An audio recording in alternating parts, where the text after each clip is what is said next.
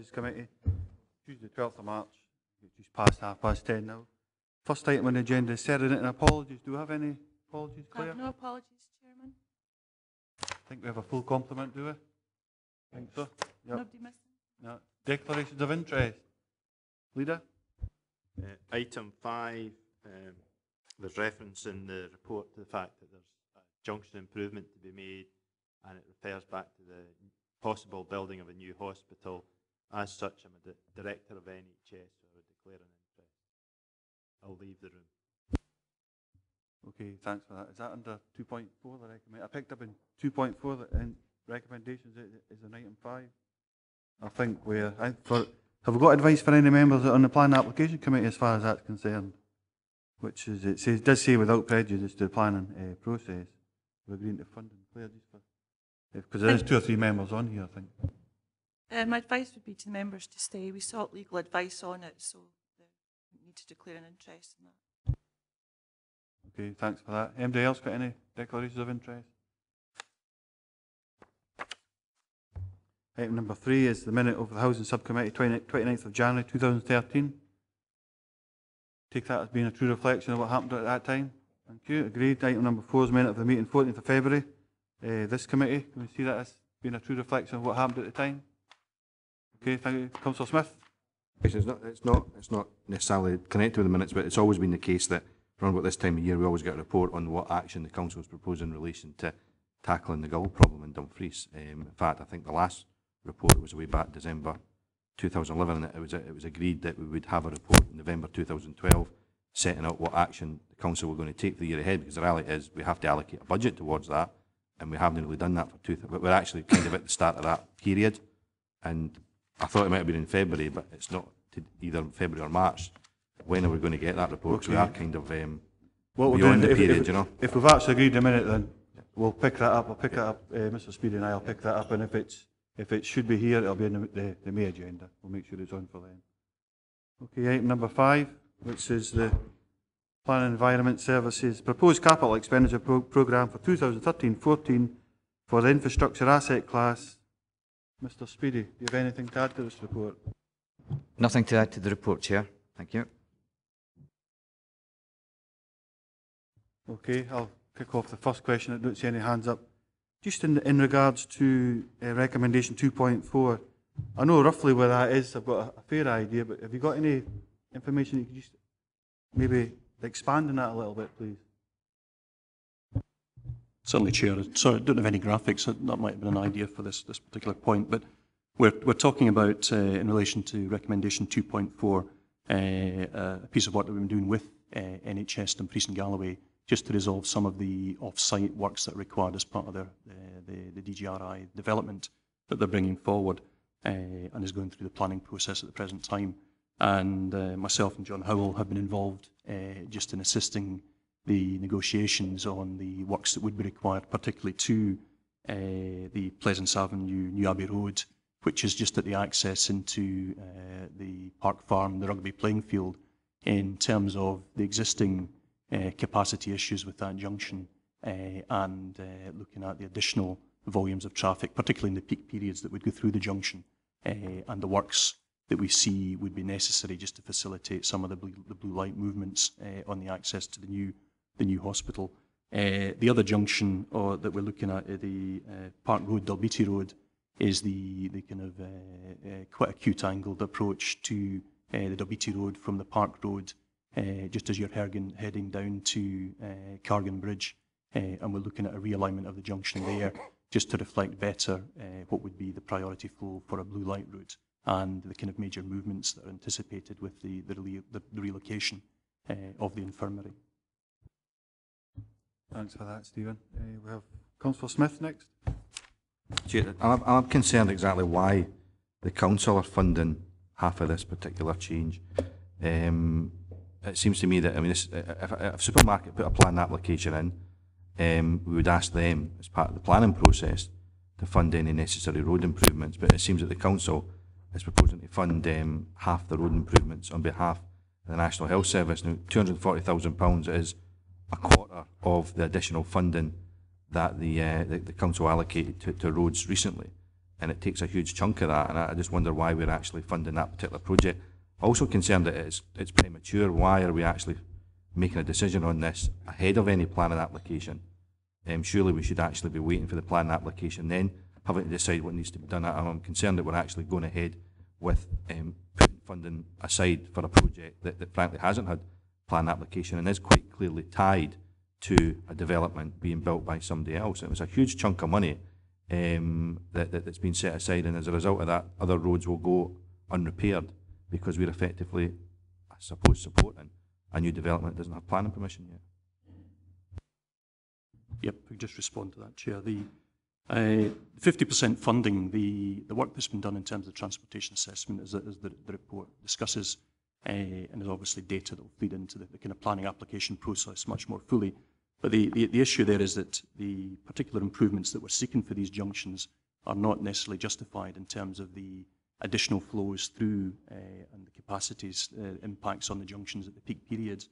But we're saying that it's more of a road safety issue in relation to junctions that we think are already operating in terms of the New Abbey Road, Pleasance Avenue capacity problems, and that we have looked in the past there as an authority, a roads authority, at improving that junction and looking at a solution there just to improve the capacity and the tailback in the traffic on Pleasance Avenue, particularly in the evening peak as vehicles move out of the town.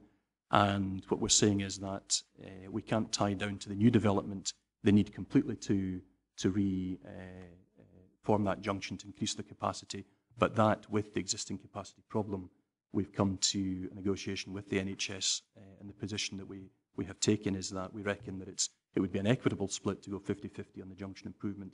Similarly with the WT Road, Park Road junction, we've looked at there in terms of some of the improvements and the benefits that brings to the local road network, as well as the movements through to the hospital. And the realignment there at the Park Road, WT Road, would actually bring the junction down at a 90 degrees, a more kind of conventional 90-degree approach to the main route, which would be the Park Road movement onto the WT Road. So we see that there's benefits in terms of the local road network and these improvements. We can't fully identify the need to 100% fund them by the developer with respect to the impacts of their development. And we see that an equitable approach, but with respect to these junctions, is to look at a shared costs in increasing the capacity and the layout to address the kind of blue light route movement. There are other locations on the road network, primarily on the trunk road network and the interaction with the local road network on the bypass, where there will be fully funded improvements because that is seen as an issue where the development is fully impacting on the capacity of those junctions. And there are other off-site works that we're looking at with the NHS, including the improvements to the cycle routes out to the new DGRI location, which will be fully funded under the agreement with the NHS. If the argument, therefore, is that they are not directly or completely linked with the hospital development, would they actually be on the list today as priority projects if it wasn't for the hospital development? Because there are obviously other projects across the region that aren't on the list today, but this one is. So if it's not directly linked with the hospital project because there are safety issues there already, would it actually be on the list ahead of other projects that are clearly waiting to be done as well? If I could just come back on that. I think we wouldn't see these improvements having come before council, before this committee today, in terms of priority. They have been in the past a small amount of funding to deal with accident locations or road safety issues, and we certainly have invested on the approach Pleasance Avenue past the school, and there's been a certain amount of work done in the junction in the middle on the New Abbey Road, Park Farm Road, in terms of realignment and dealing with some of the kind of safety issues on that junction. So there is in the past, there's been a small amount of investment in improving these junctions. I think primarily most of our capital funding through the infrastructure programme now has been on surfacing schemes, and there has been little opportunity taken to look at kind of junction improvements for capacity reasons. But I think we see there's an opportunity here with the potential for the hospital relocation to look at co-funding the improvement in capacities at these junctions. Why, though, is it in the budget for 2013-14 when we anticipate the hospital won't be built? for several years after that. What I'm seeking to do with the capital report today is actually get advance approval for spend out of next year's budget on a project. And we're looking at first spend in 14-15. The hospital is going through the business case and the approval of funding from Scottish Government, and part of the planning application process is tied in with that. To assist in that kind of funding case and the planning application process, the council need to enter into an agreement on how the off-site works are funded, and effectively what we're doing here is seeking that kind of advance approval for funding out of the year after next financial year allocation, the £9 million in the infrastructure programme, so that we can then say that, that an agreement can be entered into to move the business case forward for the hospital relocation. Councillor Nicholson. Thank you, Chair. It's on the same issue, but it's more on the Park Road, Dunbeatty Road junction. There's been quite a bit of money spent before, not in the quite recent past, on that junction. And I heard officers saying there, you know, it's specifically for blue lights, this realignment for the safety aspects of it. And that carries on with Councillor Smith's theme. You know, why are we doing that now? That junction was made that way for a specific reason, and that was for safety reasons, because it was joins onto the Dunbeatty Road, and the traffic moving down Dunbeatty Road at a speed. You know, that junction then lends it so you've got to stop. You know, you've got to stop to be safe. So, you know, so I don't understand why this money is being spent at this time, you know, on something that may or may not happen, when we do have other schemes, other road safety issues, other road schemes that the money could be spent on. Now we have a list there with reserves for it, you know, reserve schemes that road issues could be tackled with that type of money. I think in respect to the Park Road, Dunbeatty Road, the realignment, it's a scheme that certainly has been thought about in the past, but I'm not aware that anything has come before members in the past, but there is, it isn't a particularly good alignment in terms of the approach to the junction coming along the Park Road, and there is the give way onto the Dunbeatty Road, but we see this as an opportunity to realign the junction to actually reflect what will be the more significant flows that are anticipated with the new DGRI relocation, and that most of the traffic would be on the existing road that has to give way, which is the Park Road onto the Dunbeatty Road, and that there's an opportunity just to swing round the Dunbeatty Road, realign that, and make that the road that has to give way to the priority to the main movement of the flow. Just when looking at it, it's been raised a couple of times, and you think you mentioned it yourself, Stephen, was 2014. This money's been set aside for 2014-15. It's not for this coming financial year, is it? That's right. Okay, so therefore, if for some reason, are we actually got to ring fence that money, or we're making a forward decision for the next year's budget? This committee can allocate up to 75% of its funding for the 2 financial years after the next financial year, and what we're looking at here is a small percentage of the 9 million in 14-15 being set aside, contingent on the application going ahead and the business case going ahead for the hospital. And we wouldn't enter into the works until such time as we knew that the hospital was going ahead, and that we wanted to programme the works in advance of the hospital construction work. Just one other small point, and I'll go over to Councillor Carson, is the planning application that comes in from the new DGRI. Will it have this road, this change? Will that be part of the planning application, or will it be out with? Will it come back to members at a different time? I understand that the planning application won't contain the detail, but will identify a certain amount of off-site works that are negotiated with, in this case, the Roads Authority, the local Roads Authority, and in the case of the Trunk Road, the Trunk Road Authority. Okay, thank you for that. Councillor Carson. Thank you, Chair. Just regarding expenditure on drainage or whatever that's coming up, I was wondering what interaction the council has with farming organisations, whether that's NFU or whatever, regards to the issues that seem to become more prevalent with water coming up from fields and whatever onto roads, and the increasing size of agricultural vehicles and back roads, whatever, which are undoubtedly causing issues with, you know, water on the roads and drainage and potholes. I'm aware that the NFU have been doing a roadshow over the last period with regards to drainage and whatever. Has the council had any interaction with the likes of the NFU to look at how this excess water can be handled better, which would also improve our roads? Yeah, the schemes that are identified in the capital programme for drainage are, as this committee has directed before, in terms of, as well as doing some of the surfacing schemes, we want to invest some of the road structural maintenance, the strategic roads programme funding at dealing with some of the drainage issues that are undermining certain parts of our road network, to increase the funding to deal with those particular problems as we carry out surfacing schemes. In terms of the approach with the farming community, I know that's very much something that DG First are active in looking at particular problem areas.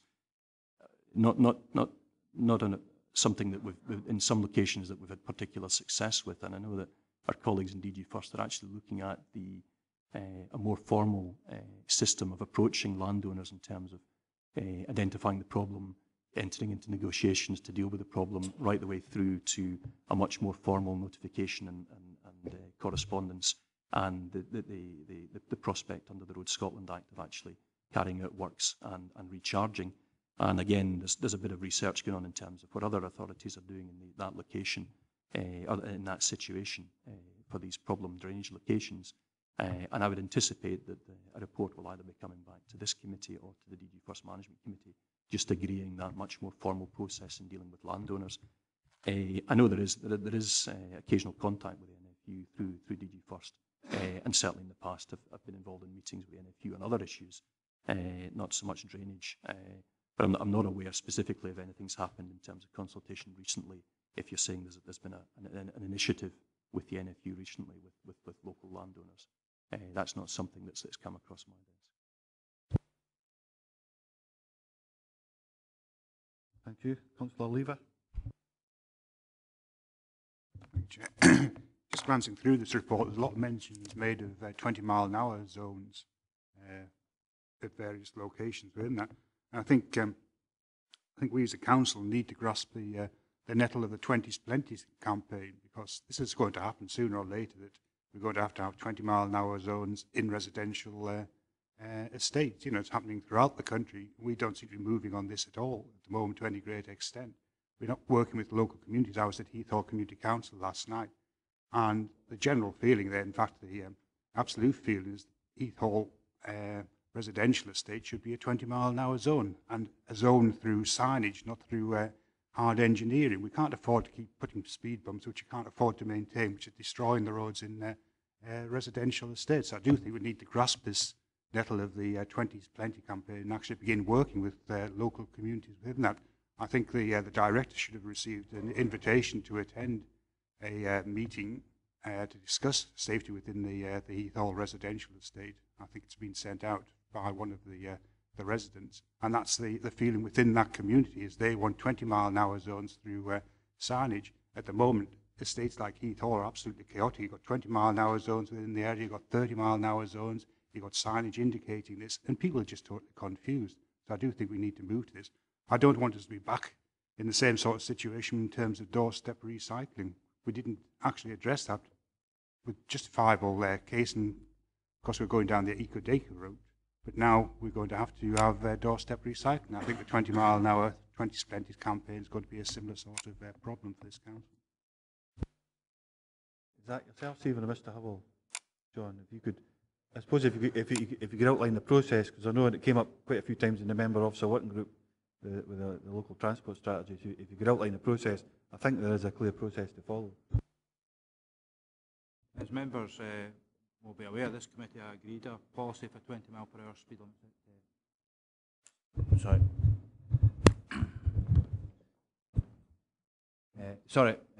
As members will be aware, this committee agreed a policy at the July meeting last year for 20 mile per hour speed limits, and that followed a detailed consideration by the member officer working group as to how to approach that. The approach agreed was that it depended on the speed of traffic at each location, and if speeds were relatively low, then a 20 mile per hour limit with round signs could be introduced, as we did at Dumfries Town Centre last year. If speeds were higher, the national guidance is that there should be engineering measures in place to bring the speeds down, so that effectively the speed limit is self-enforcing. The 20 is plenty is an option, but if the existing speeds are quite high, as we demonstrated some time ago at Heath Hall, I honestly say that I don't think providing signs alone is going to make a significant reduction in speeds, and I think we would then just end up with further complaints about non-compliance with a 20 mile per hour limit. But as I say, this committee agreed a policy in July last year. Thank you. So I wonder if maybe you could pick up with Councillor Lever afterwards just to go through that process thoroughly. Councillor Dempster. Thanks, Chair.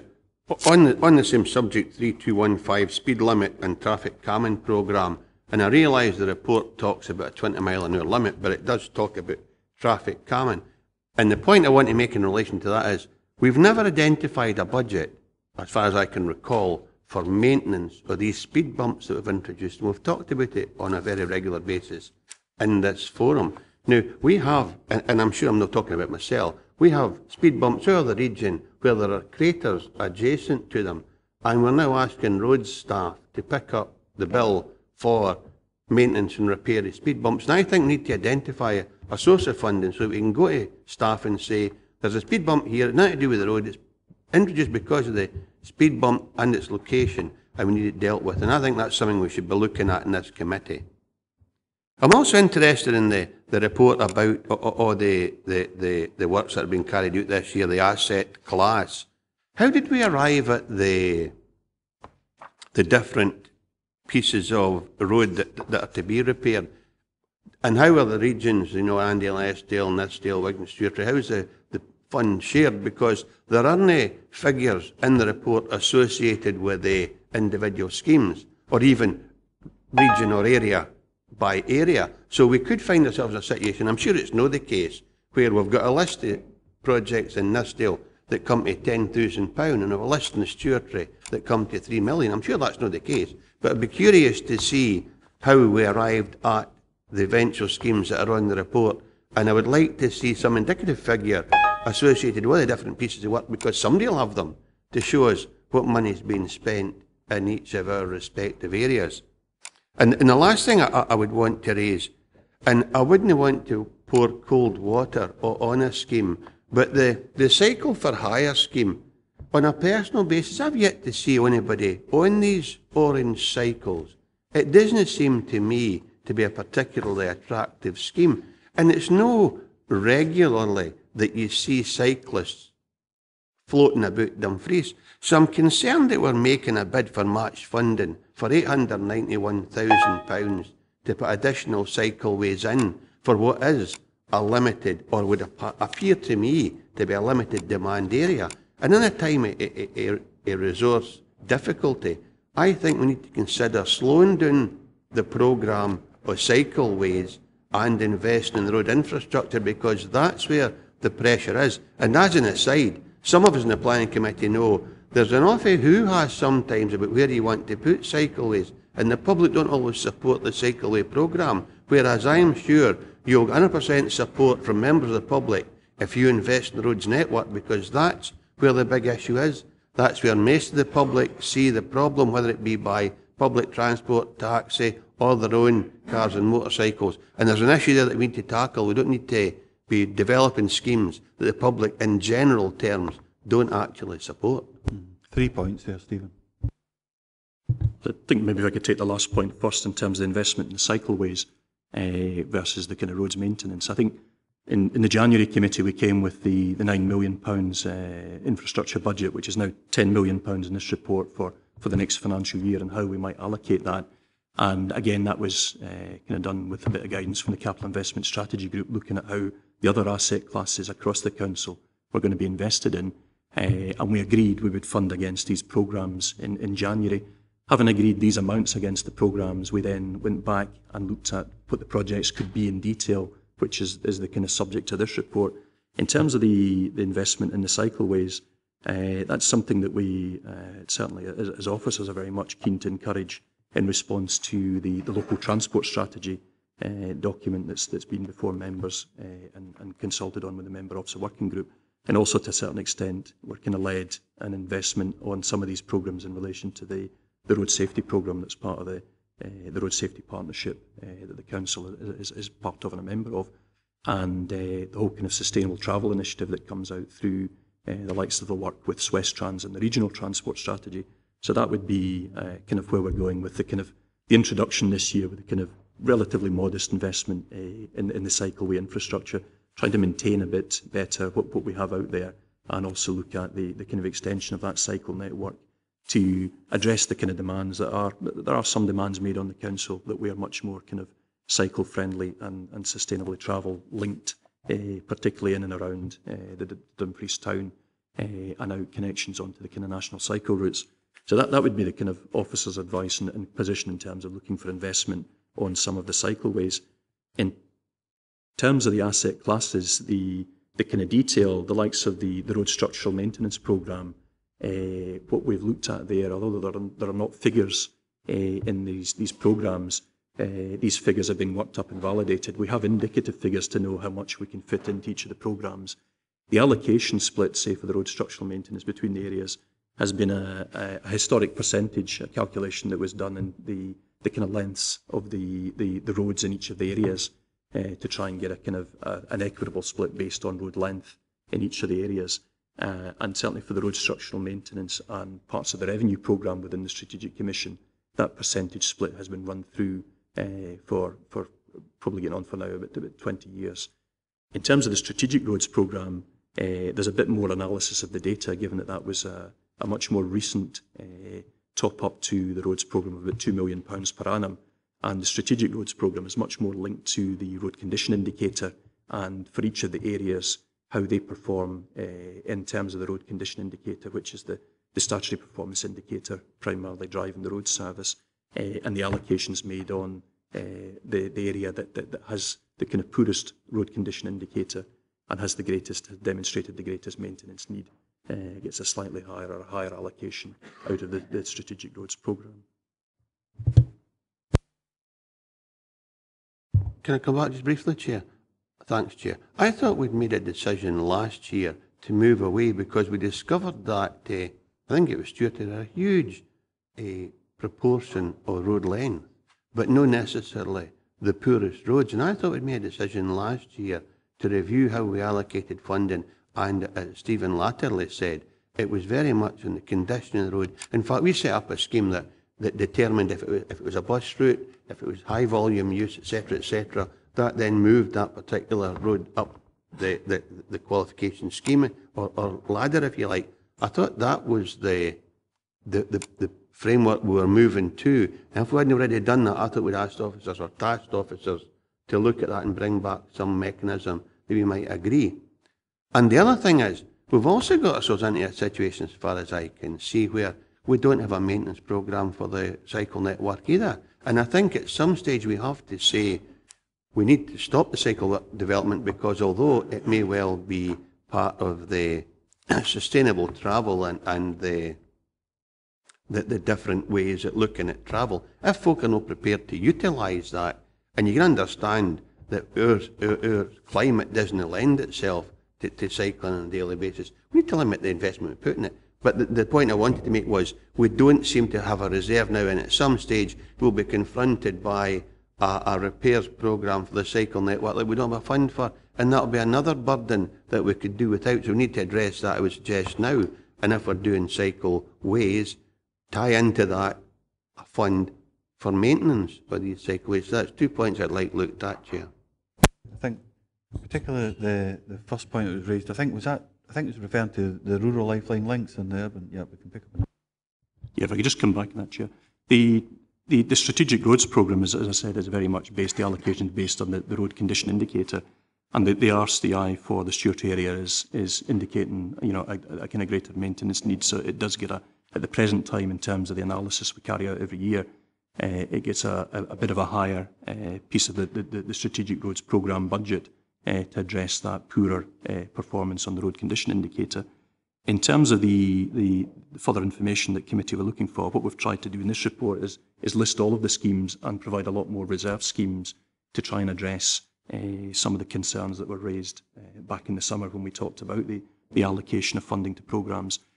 The kind of long list on the reserve schemes also comes out of the Policy and Resources Committee asking us to make sure that if there's additional capital comes on later in the year, that there are schemes in the background that could be brought forward, hopefully within, with a kind of shorter timescale.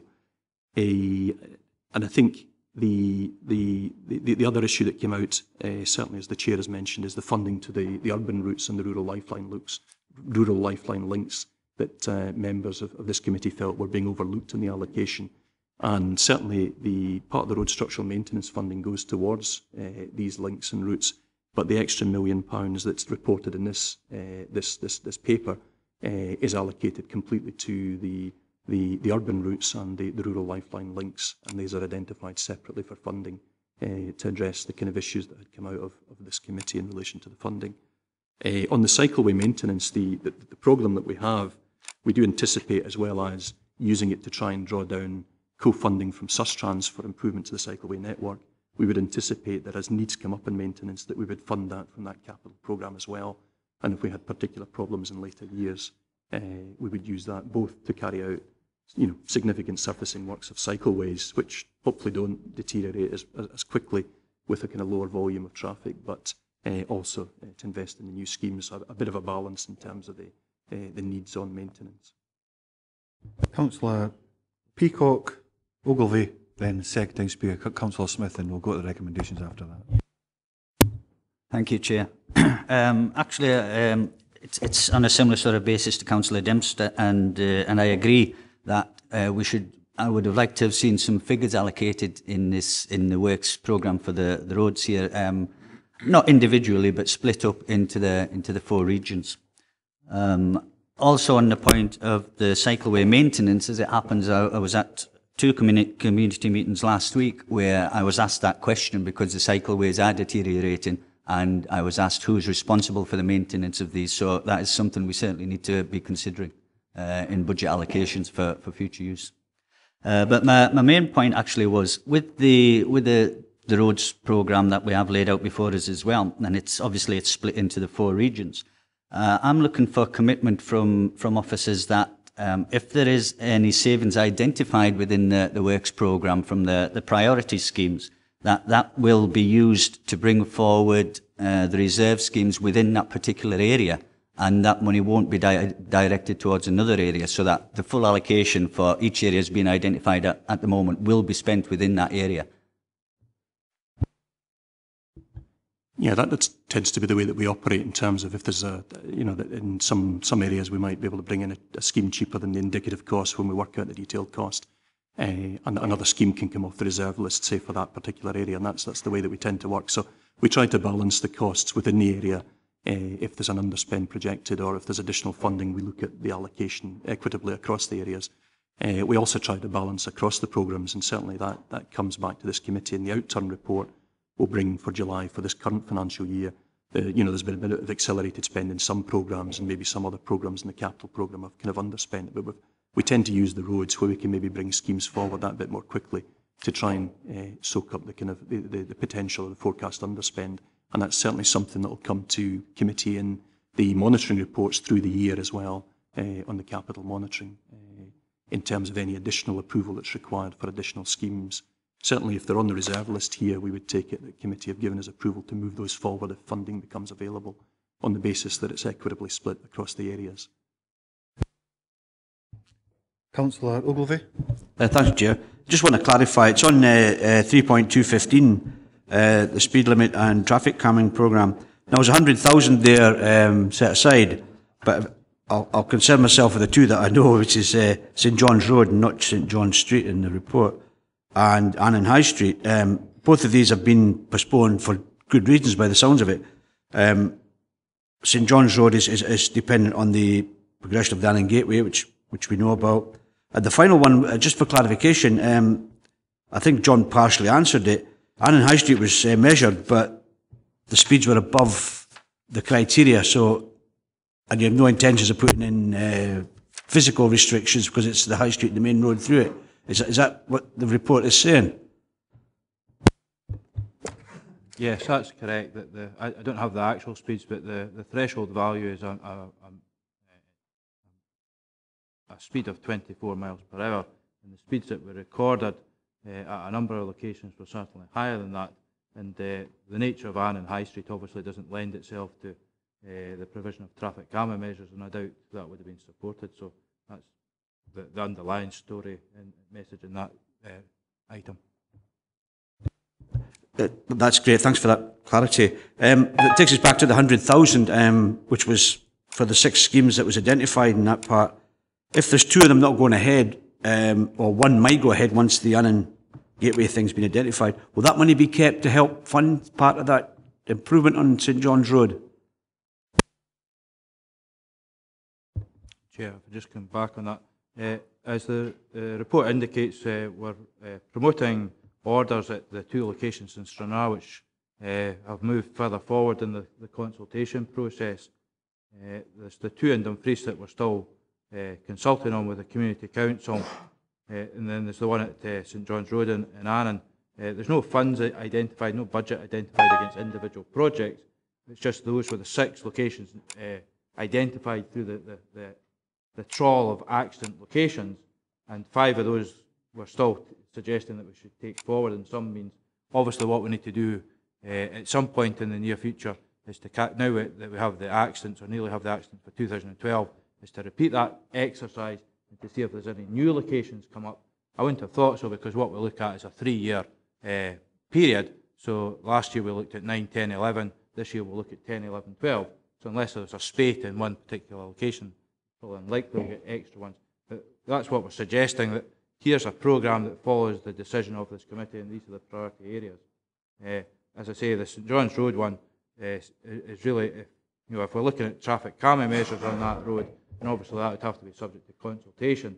But the Gateway proposal at the railway station, as I understand, includes a mini roundabout, and that would obviously be a suitable introductory feature and slow the traffic down, which was then heading north along St John's Road towards the High Street.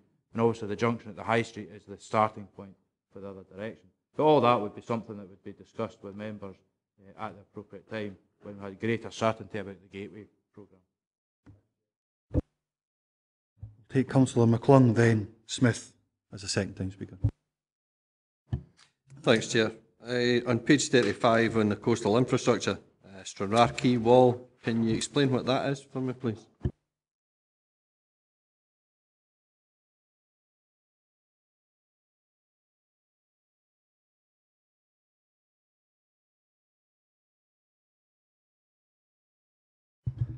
We'd always identified for that particular location that there was an ongoing problem that we're carrying out monitoring on, and when the report was put together, we were looking for approval for funding just to carry out the investigation there. Since this report has been put out and published and put to members, there has been further slippage at that location, and if I could maybe put up a PowerPoint, Tracy, if that'd be okay, if you could unlock me, I could maybe just show what the problem is that's been identified. We are proposing to take interim works forward. It's maybe easier if I just talk through the slides, the photographs that come up showing the problem at that location.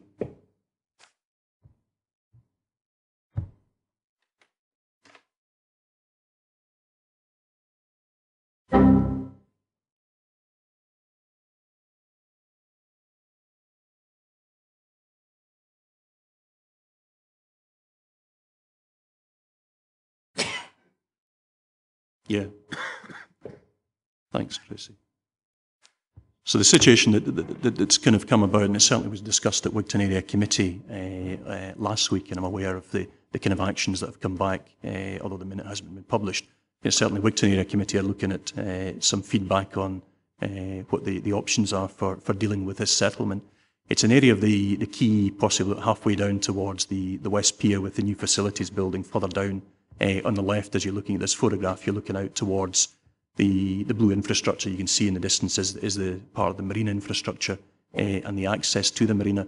This is an area that has been marked off before with bollards to avoid any sort of heavy loading from vehicles, as we'd identified and had been monitoring that there had been settlements. So we had identified within the capital programme the need for investigative works, and we were looking for funding for that. As I said, since then we've had quite significant settlement, and if we move on to the next photograph, you can see the quay wall itself. There's actually deviation, it's bulging. Some of the wooden piles used as fenders have moved off, and again the next photograph, thanks Tracy, shows that kind of settlement. What we have is a very quick tender out that's coming back on Friday, understand, for some remedial works. If we could move to the next slide. What we're looking at is a section through the quay wall on the left, and we're looking at putting in some rock support, some kind of small size rock to build up a kind of buttressing effect against the quay wall settling, and also to give us a platform to look at the possible piling solution that we will now need to design and look for funding on. And as I said, that's coming back in, the costs will come back in at the end of this week.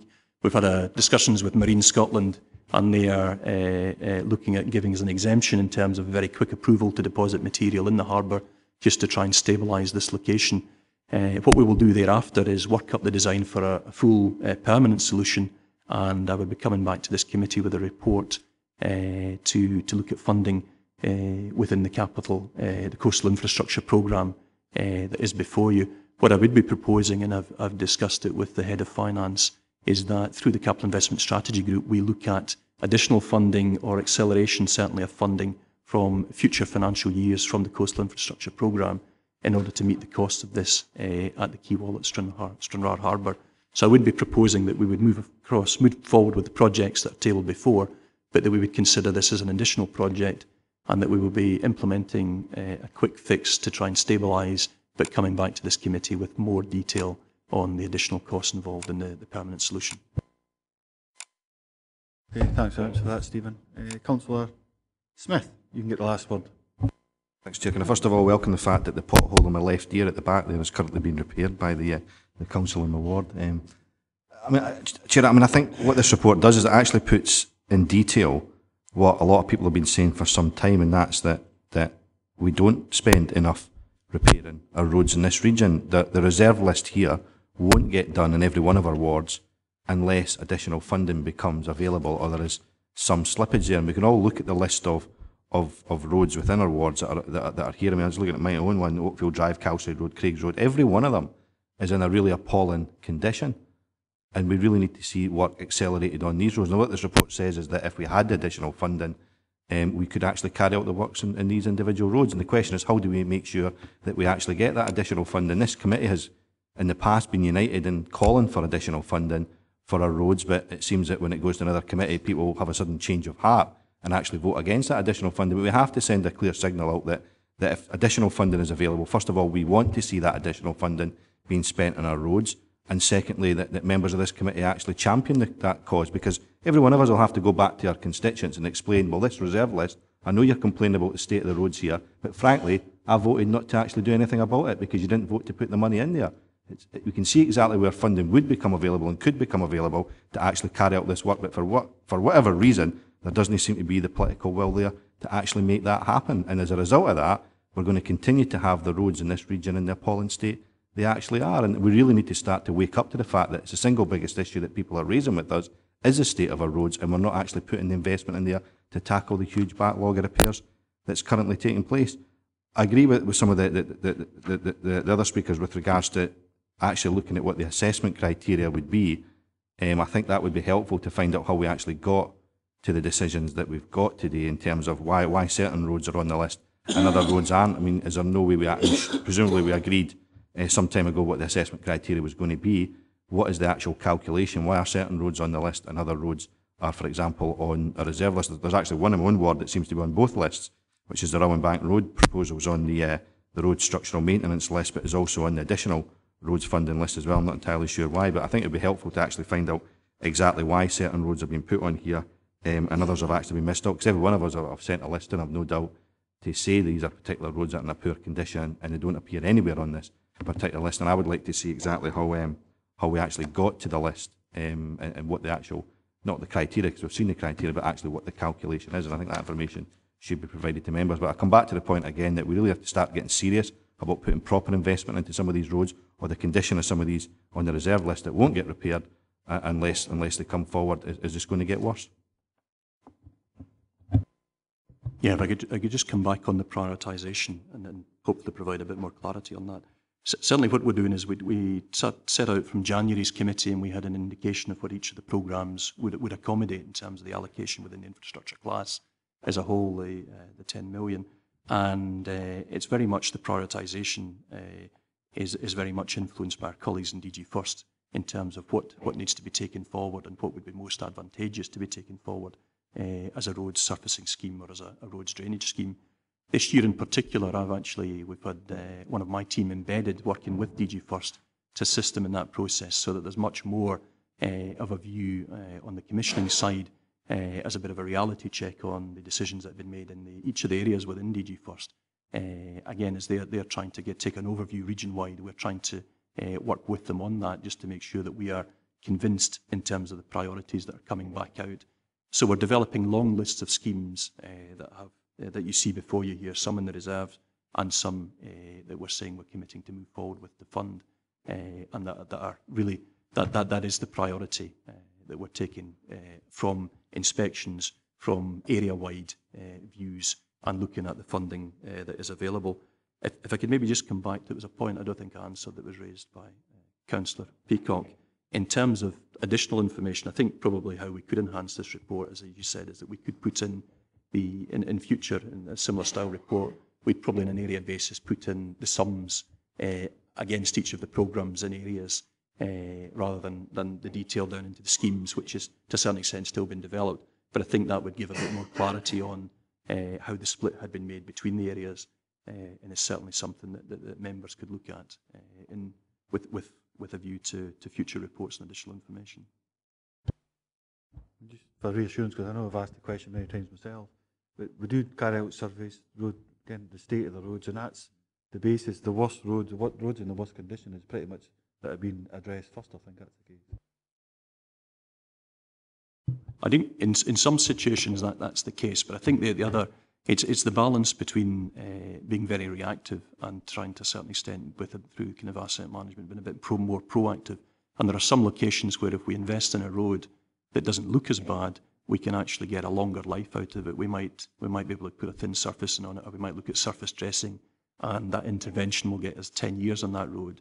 But it's balancing that against the kind of more urgent need that's obvious from visual inspection. So it's not always our visually worst looking roads that we are prioritising. There is this balance where we're looking at the kind of the longer term picture in trying to invest in some of the roads that will let them run for another 10 years and free up money possibly in future years to deal with the more kind of reactive issues.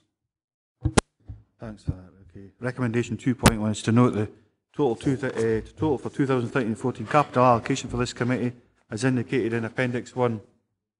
Thank you. 2.2 is to Councillor Smith. I think we do need to say something about the additional information that's been talked about, Councillor Peacock and others, in terms of actually seeing how we got to some of these decisions. I do think that we should be noting the fact that we've asked for that information and it should be forthcoming, because I'm still not entirely clear why a particular road might be on the reserve list than another road, which, based on my own judgment, but I'm not professional, based on my judgment, is in a worse condition, is not on that particular list. So I'm still not entirely clear how those decisions are made, and I think additional information on that's important. Without building it in the recommendations, can we get that information? And we'll look to, I think you've said it as well, it's something we could include into future reports as a percentage of financial breakdown, whatever one's most appropriate at the time. I don't know if we need to build it into certainly recommendation 2.1. 2.2 is agree the detailed list of 2013 to 14 priority projects for the infrastructure asset class programmes is appendix in Appendix 2. Read with that, thank you. 2.3 is to note the summary of bids to Sustrans for external funding as per Appendix 3. Thank you. And 2.4 is without prejudice to the planning process, agree to set aside capital funding of 240k for the junction improvement works at Pleasance Avenue, New Abbey Road Junction and the Park Road, Dalbeattie Road Junction for the financial year 2014 to 15 in the event that the proposed new hospital project were to proceed. Okay, we can agree that. Okay, thanks very much. Councillor Smith.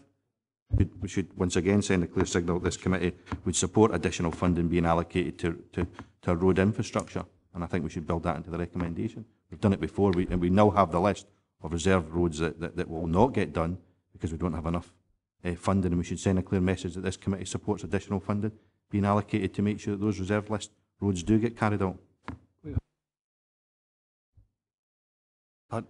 Did you say something there, Councillor Nicholson? Yeah, I was quite happy to second that. What is it you're actually proposing? This committee agrees that we should ask for additional funding to carry out further work on the road infrastructure. Identify where you're looking to, who we're looking to ask? Well, there's only one people we can ask, which is the council, and there's only one committee that's got the authority to make that decision, which is the Policy and Resources Committee. We have a motion on the table. Do we have an amendment? Councillor Collins? Thanks, Chair. As far as this administration is concerned, it's got its finger in the pulse of the road issues all of the time, as has been clearly demonstrated by the clarity of answers and responses that officers have given to members here today. And I believe that we have a set of circumstances which we're working successfully with and have confidence in taking that business forward with officers. So I see nothing to recommend any further to the recommendations that we already have in this paper at this point in time, and we have a budget allocation and we're working with it. I agree with the same. It'd be nice to be able to rewrite the budget as per February 7th, but it's impossible. We've agreed that budget. It's there, it's in place, and unless there's further funding coming from, say, Scottish Government or something like that, so I'd happily second the fact that we've agreed from 2.1 to 2.4 on block, took on into consideration the points that were made and as far as further information. So the motion amendment, Councillor Dempster.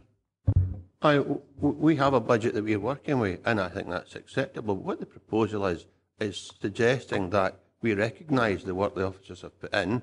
They have identified additional work that require doing because it's quite clearly illustrated in the papers here. And what we're saying is we'd ask the policy committee to endorse that. Now, if they choose not to make a policy decision, that's fine. But we shouldn't stop that appeal going there, because we clearly recognise these officers have put a lot of work into this report. They have illustrated where the additional resource would go and why it would go there. And all we are saying is we should be asking for support from policy, and it's that is the place that makes the decision. And we're not for a minute suggesting we spend beyond the budget we have. That's an acknowledgement that we all make here. But we should be looking for additional resource. And if the decision is made elsewhere, then we'll accept that. Councillor Geddes. What sum of money are we talking about, Chairman?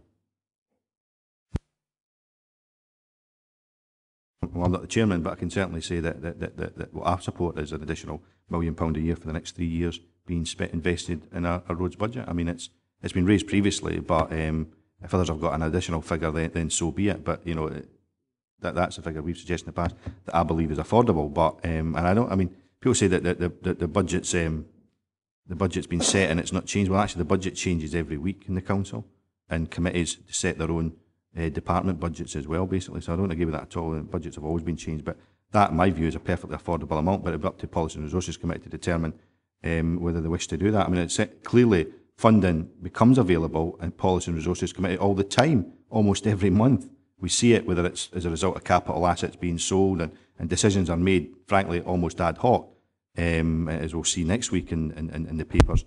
So funding becomes available all the time throughout the course of the year, and we should be sending a clear signal from this committee that we believe a priority for that additional funding, should it become available or should Policy and Resources decide to make it available, is on improving our roads infrastructure. I mean, we can't deny the fact that it's the single biggest issue that's being raised by the public at the moment. You know, people talk about having the finger in the pulse. Well, frankly, I'd rather see the tarmac and the potholes actually repairing the roads, because that's exactly the issues that people are raising with this council, and we're turning our back on the public by not actually dealing with that. So I can't understand why people wouldn't be in favour, given the fact we have a reserve list here that the officers have said could be carried out. If you look at the list in your own ward, you'll see the state of the road. You'll have seen exactly how bad they are. Why are we not interested in actually carrying out work on those roads? Councillor Geddes. Well, it's manifestly obvious, Chairman, that the question I posed has not been answered, despite Councillor Smith's comments, because the blunt fact of the matter is that we're not in a position today to work out the quantification of what's been proposed. So are we seriously suggesting that we go from this committee to Policy and Resources Committee at its next meeting or whenever and say, gives more money for the roads? Because the first question I would imagine will be asked is, how much more money do you want?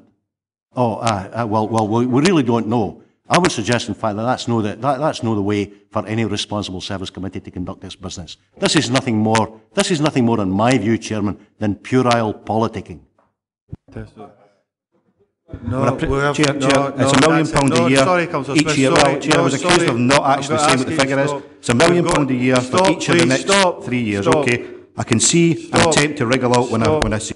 I'll ask for the Claire to go over the motion and amendment, please. We'll go to the roll call. Chairman, we have a motion by Councillor Smith, seconded by Councillor Nicholson, to request additional funding from the Policy and Resources Committee to support the capital programme should it become available. My advice would be not to put a figure of 1 million a year for the next 3 years on that. That would be my advice. Amendment by Brian Collins, seconded by yourself, Chairman, is to agree recommendation 2.4 in its entirety, accepting that 2.1 to 2.3 were agreed previously before the motion. Members clear? Can I just remind members to put their microphone on when they vote, please? Chairman, motion or amendment? Amendment. Vice Chairman? Amendment. Councillor Carson? Amendment. Councillor Collins? Amendment. Councillor Dempster? Motion. Councillor Diggle? Councillor Councillor Forster? Councillor Geddes? Amendment. Councillor Hislop's not in the room. Councillor Lever? Councillor Mayo? Amendment. Councillor Martin? Motion. Councillor Nicholson? Motion. Councillor Ogilvie? Motion. Councillor Peacock? Motion. Councillor Prentice? Councillor Smith? Motion.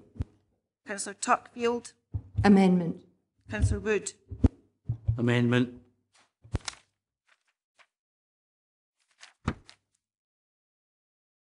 Nine votes for the motion.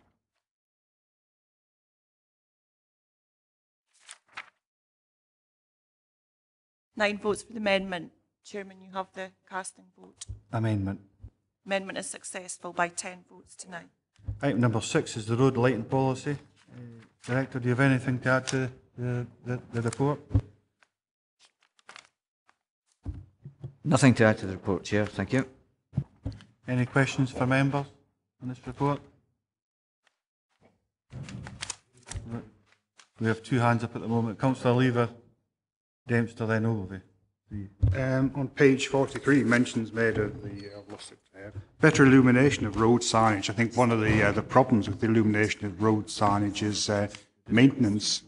We have quite a lot of road signs which aren't actually illuminated at night because they haven't been maintained. I'm thinking in particular of pedestrian refuges on roads, etc. Are we actually taking that into account when we are looking at the lighting policy, how easy it is to maintain particular times?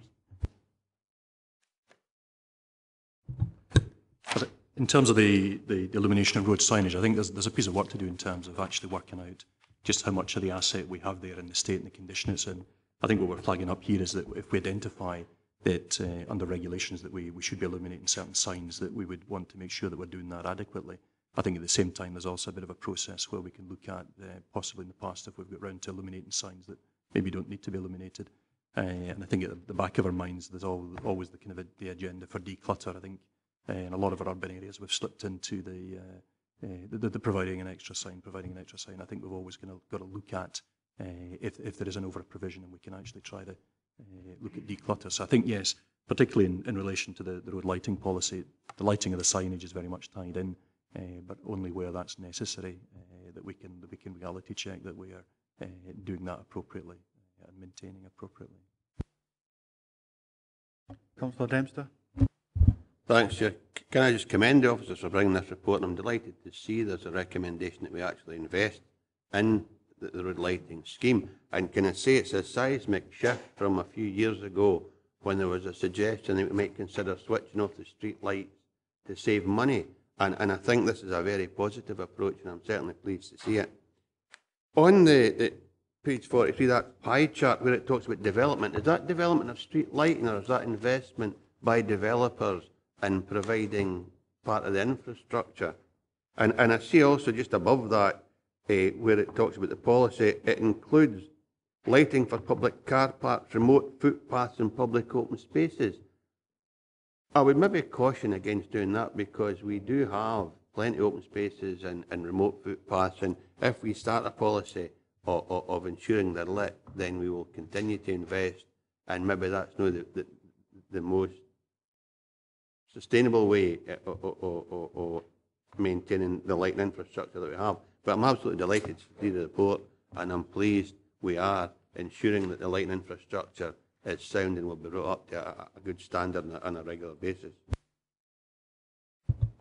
Thank you for your comments. In terms of lighting public open space and areas that are unlit at present, there would be no intention under this policy to change that. It would simply be to see what requires lighting, and any lighting would comply with this policy in terms of low energy and low loss of light. So hopefully that deals with that question. Just in regards to development as well, I think you spoke about how would that be applied. I think it was one of the question I've got, so I might come in after you've answered. You might answer the question. In terms of the development, what we're trying to do is strike a balance so that the development, we don't put undue pressure upon developers in bringing forward any schemes, but that they must comply with this policy. That we would expect any new lighting development to be of this standard that would comply with this. And I had one daft question, Chair, that I forgot to ask, and it's where it talks about recycling. What's closed loop recycling? Can you tell me? If I can just respond on that, it's the kind of the initiative nationally and even kind of beyond kind of European driven initiative where a material that's been created for its purpose, whether it's a tin or a piece of glass or some newspaper, actually goes back to that purpose, so that the recycling elements of the street lighting lamps that we decommission would be taken apart, or certainly we would be very, very interested in making sure that they're dealt with appropriately, that the electrical components come out and comply with the regulations concerning recycling. The electrical components and glass components come out, metal components come out, and that. So the closed loop recycling is very much as the material was created for that purpose. As we go through the waste disposal process, making sure that we have the opportunity to take it out and recycle it back into the same purpose to reduce the kind of total energy costs in its creation. It's on the same point before I bring in Councillor Ogilvie. How will that be enforced, you could say, through developers? Will that be the LDP policy, or will that be road construction consent? We have the opportunity to enforce that policy through road construction consents in principle. Thanks very much for that. Councillor Ogilvie, then Carson. Thanks, Chair. It's just a sort of technical question. Some of the white lights that's been put in just now, say from the B721 Annan to Eastriggs, the light seems to be very directional. It doesn't spread. It seems to be, so there's dark parts. People have commented to me that it's white light, but it doesn't seem to have that spread. So I don't know what the lux factor is with them, or the ones we're proposing to put in are higher lux value. Because at the moment, the new white lights don't seem to have the spread that the old sodium lights had. So I just wondered what reassurance I give people that ask me this question, that is it, or the new ones will be a brighter light. What we're attempting to do with the additional funding for the move to LEDs and dimmable lights is very much still working within the British standards for levels of illumination. What we might be doing in some locations is actually that there might be it might be perceived that there's a reduction in illumination, but we're working to the standards in terms of the refurbishment and the redesign for the new investment programme. Certainly the idea is that with the new lighting stock, there's a lot less kind of backwash, backscatter, so other areas that we're not seeking to illuminate, which is really the kind of public road and the footway, should have less light backspilling onto it. And to a certain extent, it might be seen that there's a lower level of illumination, but my understanding in terms of the consultations that have been carried out in some of the areas where there has been retrofitting of the LEDs and the dimmables, that although it's a lower wattage light, it can be a much brighter light for that lower wattage. So I think maybe the difference that's coming through is that there might have been an over provision of lighting or illumination, and that there might be it's much more targeted with the new installations, but complying with the standards of illumination, the British standards, in terms of illuminating the roadway and the footway. I'll maybe just add one other thing, that the use of white light as opposed to this sodium orange light improves the colour rendition. Sorry, Chair. The question I asked was, people's perception is it's very localised light. So it's like that. If you look along the street, there's a white bit, a dark bit, a white bit, a dark bit. And so the illumination isn't the same as it used to be. So the question I was asking was, is this new white lights that we're in on the, is it the B721, I think it is, that in Eastriggs Road, it's clearly demonstrated. If you start coming in from the Eastriggs side, you can see along, and it looks like that. People have asked the question. It seems darker. So if these white lights are the standard that's going to be in, I think that's what Stephen was saying, it applies. But the new, I don't know if they're LED or just a white light, the LEDs will be very much shine down, don't they? Because of the way they're constructed, unless they're constructed in a ball shape, it'll just shine down. So the question, really, simple one was, is that what we're going to look forward in the future? So I can just tell people that, no, that's the way it's going to be, because some people think it's not as good as the old sodium.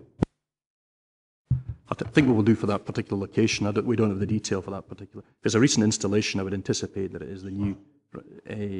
We'll check the detail of it, and we'll get back to you on that. We'll speak to the lighting engineer just for that particular installation, so that you can go back to members of the public and advise them accordingly.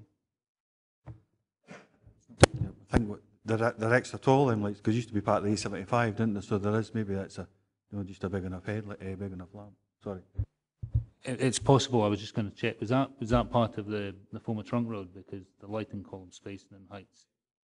Yeah, may be why the lighting is slightly different there. We will speak with Callum. So.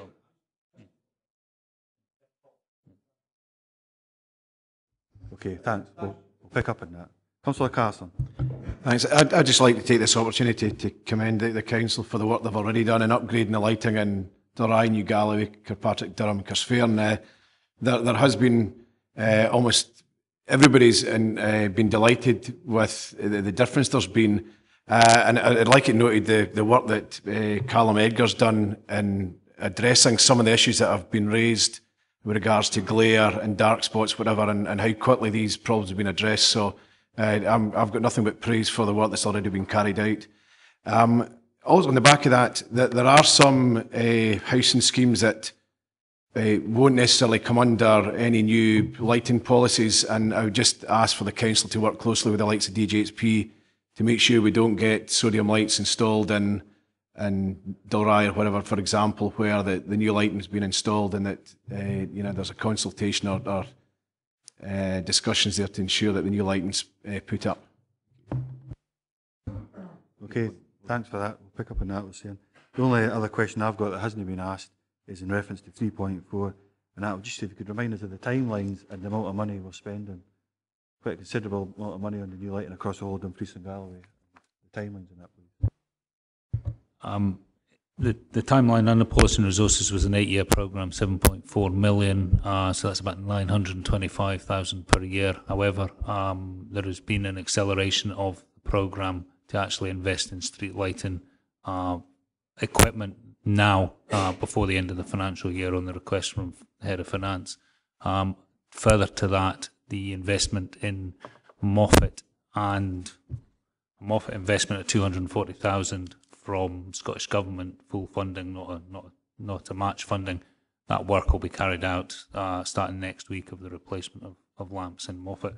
And I'm just checking my papers. The other one was, I think, Councillor Carson referenced New Galloway, and that will be completed today. The replacement, again funded by Scottish Government, full funding by Scottish Government. Okay, thanks very much for that. 2.1 is to agree to the adoption of the road lighting policy as an appendix. Okay with that? And 2.2 is to note that in due course the road lighting policy will provide the basis for the development of a road lighting strategy, which a report will come back to the future date. Thank you. Thanks very much. Number 7. I think the way I'd like to take this one ahead, which is review of the speed limits on local A and B class roads. We have a number of different ones in there, different reviews. I'd like to take them individually if we could, and if members want to come in and speak to each one as we go through each one, then we can take it that way. Members are okay with that? Members got any, firstly, have we got anything to add to the report? Nothing to add to the report, Chair. Thank you. I suppose there was a kind of general cross-in responses from community councils. It's been brought up at 2 or 3 different community councils where they had responded, but maybe not necessarily in time. But I think we still have a response from them, so we could pick up on that as we go through each individual report. Councillor Ogilvie? Sorry, I thought you were generalising. I'll wait till it comes up to the one I want to talk about. There's an issue there I want to raise. Okay, right, I think we're okay to go to, I think I've got it on page 53. I think Parton's the first one. Councillor Prentice?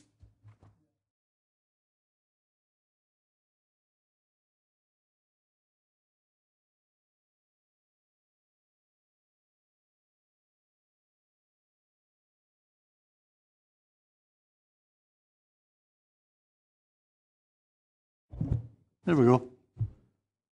We've regained control of the situation. There's been a lot of concern locally about what's being proposed here, and there's even more concern over the weekend as to what's actually maybe going to be proposed within the report here.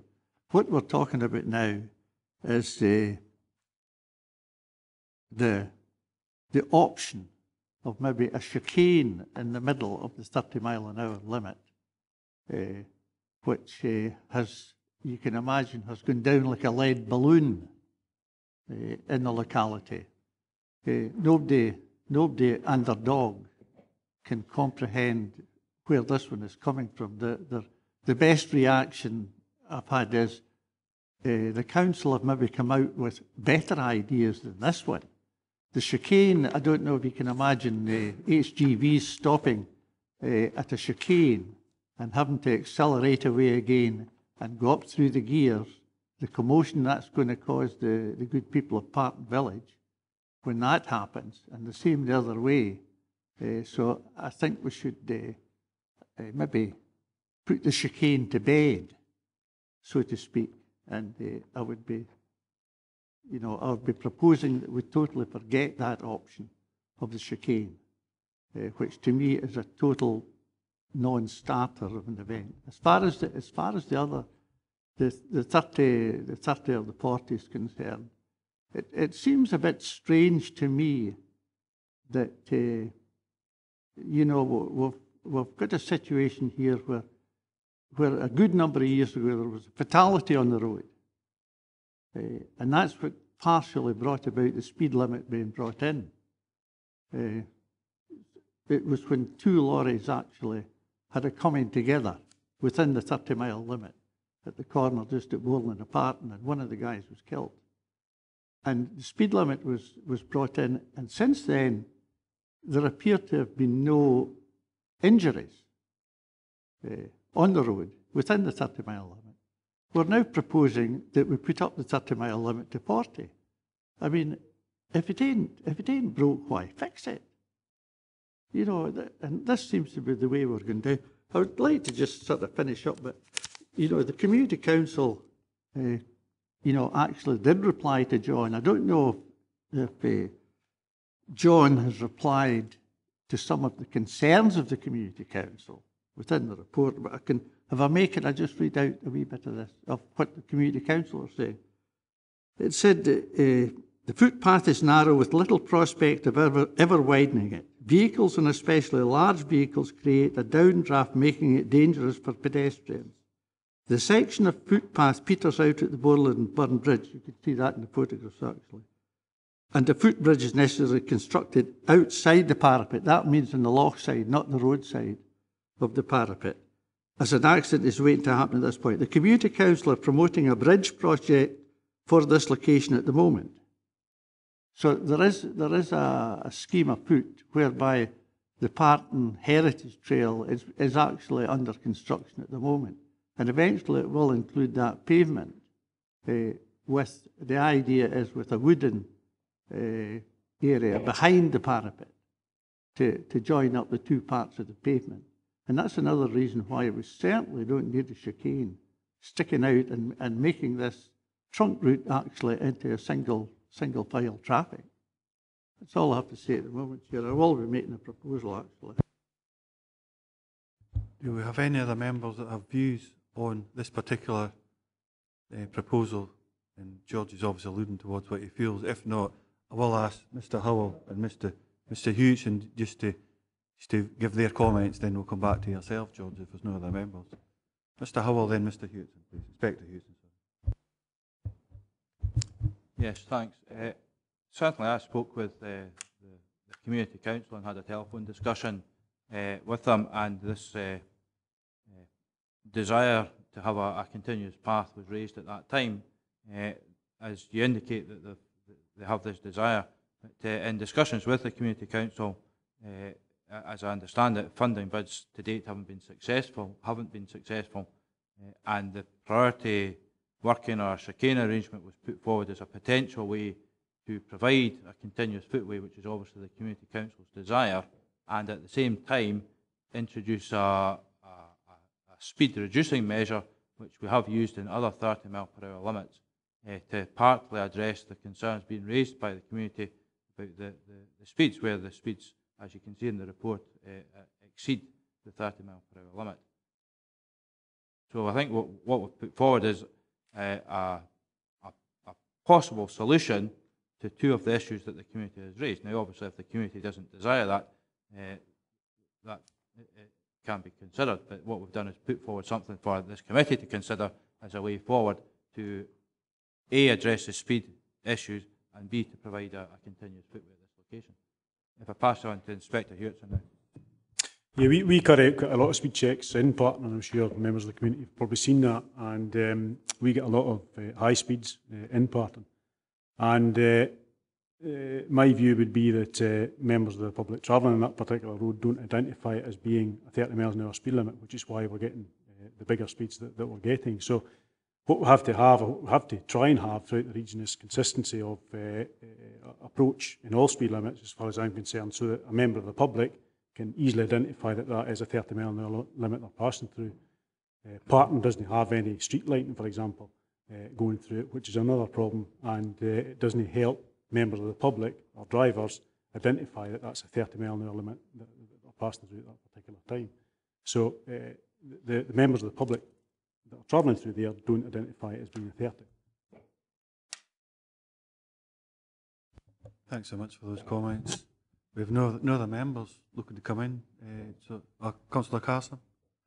Quite simply, Chairman, I'm happy to go with the recommendations that the speed limits raised to 40 based on the evidence of the Chief Constable and whatever. I certainly do not subscribe to the traffic calming measures, so I would propose that we go with the recommendation.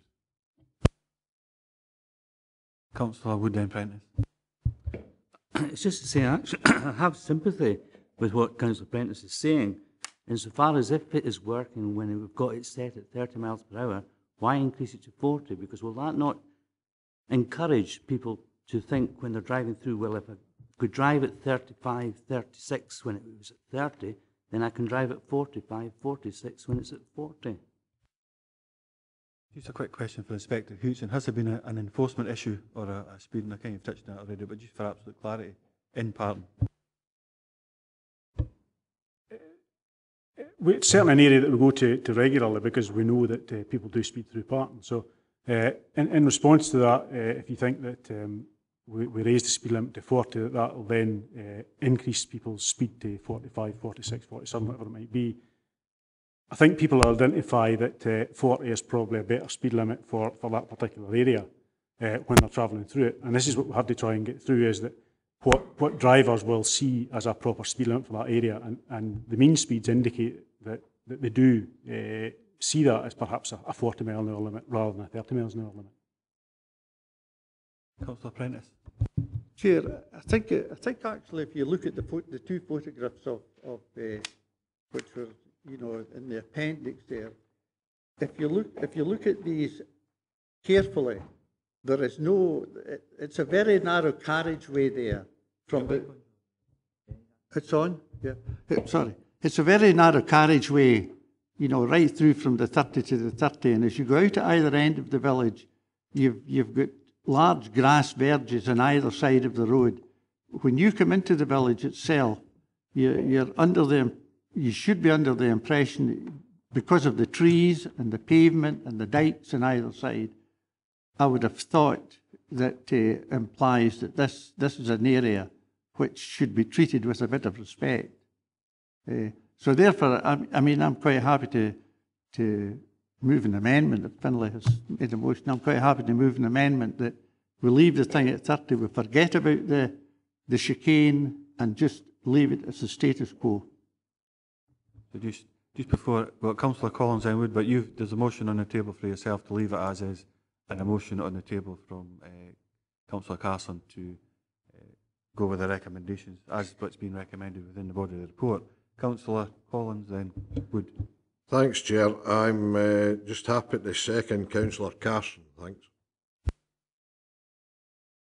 Just to second Councillor Prentice. Okay. Have any other members got any other comments in regards to this? If not, we'll go to the roll call. Get this one over and done with. Chairman, there's a motion by Councillor Carson, seconded by Councillor Collins, to agree the recommendations for the A713 Parton as they stand in the report. The amendment by Councillor Prentice, seconded by Councillor Wood, is the speed limit should remain at 30 miles per hour with no option of a chicane being constructed. Members clear on the terms of the motion and amendment? And just remember to put your microphones on, please. Motions agree the regs. Chairman, motion or amendment? Motion. Vice Chairman? Councillor Carson? Motion. Councillor Collins? Motion. Councillor Dempster? Amendment. Councillor Diggle? Councillor Forster? Amendment. Councillor Geddes? Not here. Councillor Hislop? Motion. Councillor Lever? Amendment. Councillor Mail? Motion. Councillor Martin? Amendment. Councillor Nicholson? Amendment. Councillor Ogilvie? Amendment. Councillor Peacock? Amendment. Councillor Prentice? Amendment. Councillor Smith? Amendment. Councillor Tuckfield? Motion. Councillor Wood? Amendment. There are 1, 2, 3, 4, 5, 6 votes for the motion. 1, 2, 4. 11 votes for the amendment. The amendment is successful. Speed limit remain at 30 miles per hour. Okay, Appendix 5, I think is the next one. The New Abbey Road. Any members? Leader? Chair, I would move the recommendation as the final recommendation, page 61.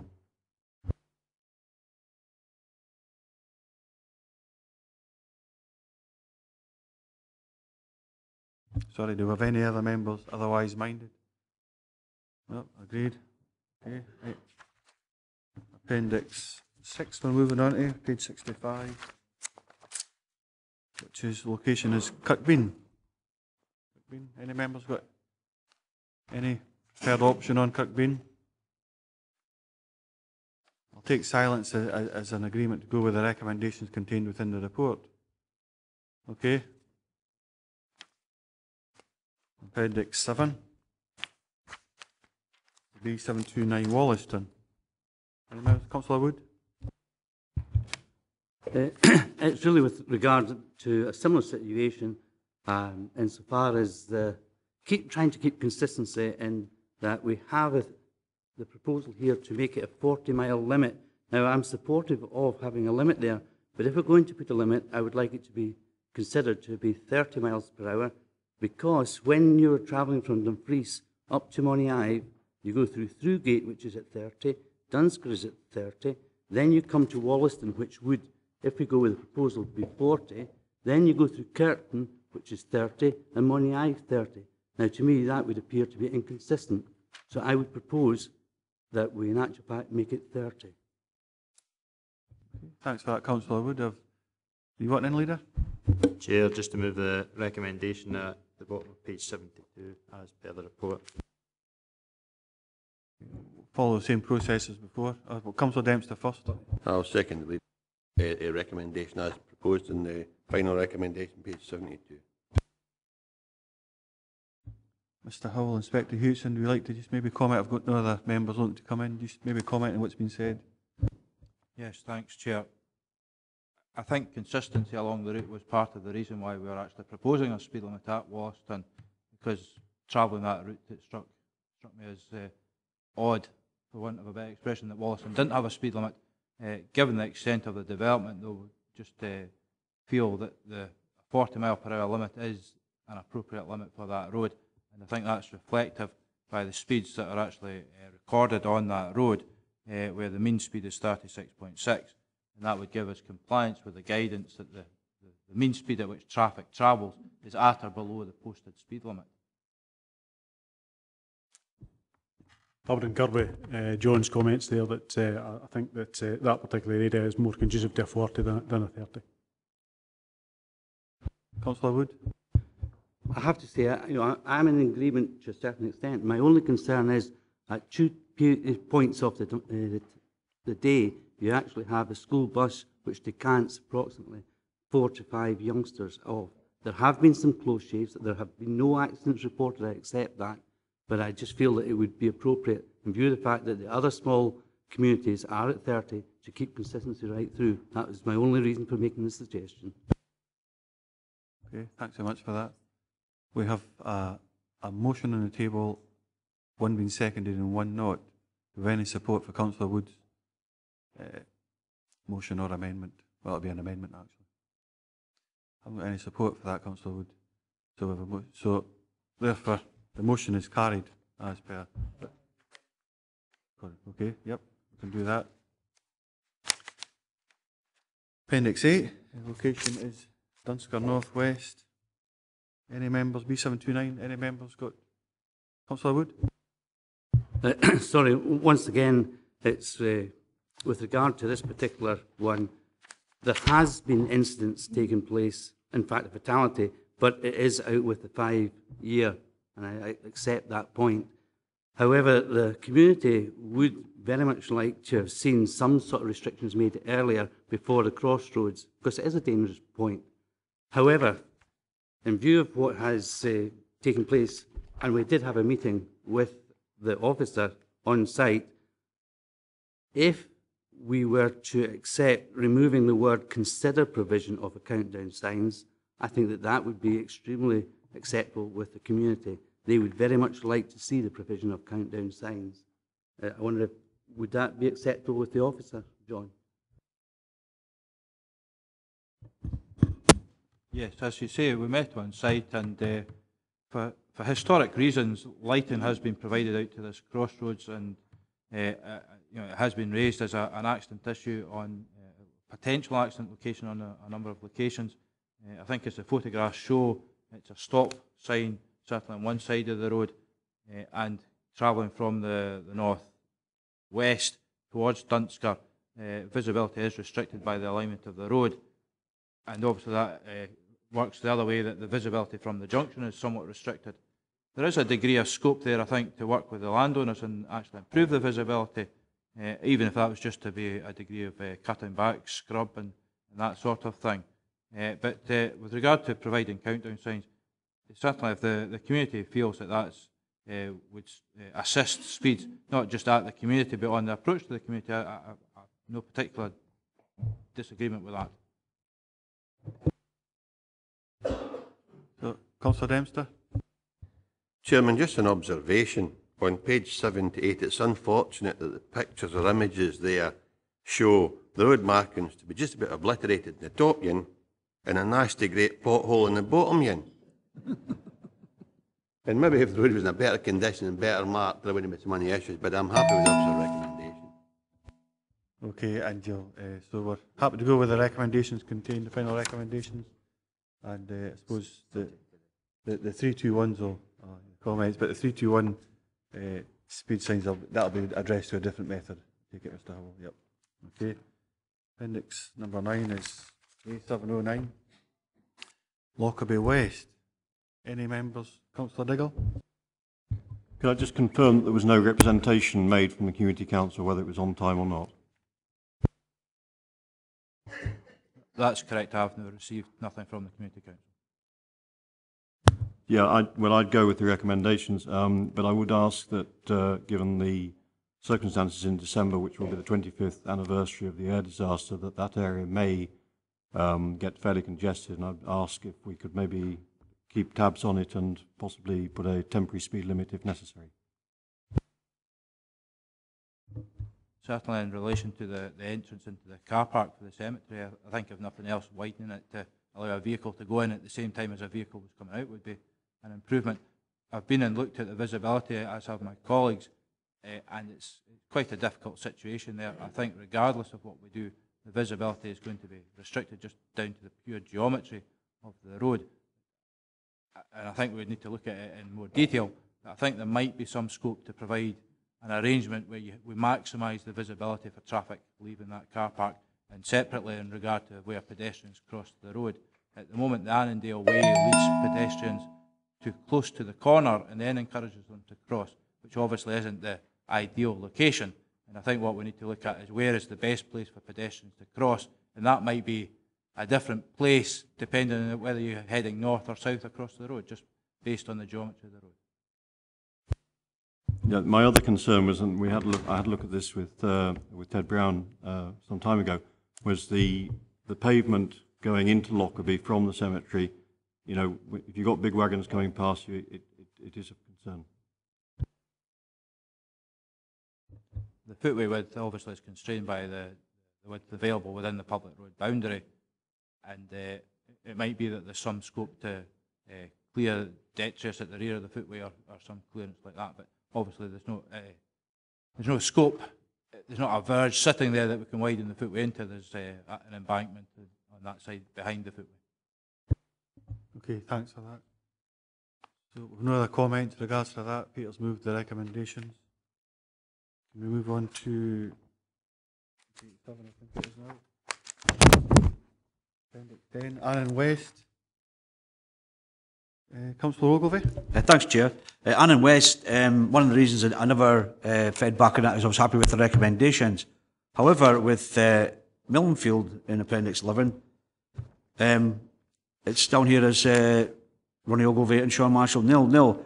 Well, you remember at the last meeting, I was quite vocal, and Mr. Speedy and John know, because we've been in correspondence over many months, years maybe, about the concerns about the 30 mile an hour speed limit there. But having said that, I didn't reply to this one because I thought my opinions had already been recorded. So if you read this document, it looks like I'm not bothered, but I am bothered. So it's just the way the report's written. I see that yourself, Chair, and Councillor Brodie have asked for a 40 mile an hour limit, which is fine. You know, it's a compromise. However, in the recommendations, it's not even considered. I do welcome the additional pathway. If this is agreed today, it's not even going to be 40, and there's issues arise in the future. Is there another way of readdressing this sometime in the future? I think there is, but Mr. Howell, then we'll come back to it. I suppose when you're on as well, could you, the fact, I know there was some late representations and I was got to pick up regarding the Community Council as well. Could you pick up on them as well, please? Chair, the comments in the report about the responses were in regard to the request from this committee in November that we went back specifically to community councils and local members, and as we indicated in the report, we wrote to members and community councils and we chased that up by email, and so that's what the report is trying to reflect, the comments or feedback fed back to that specific consultation exercise at the request of this community council.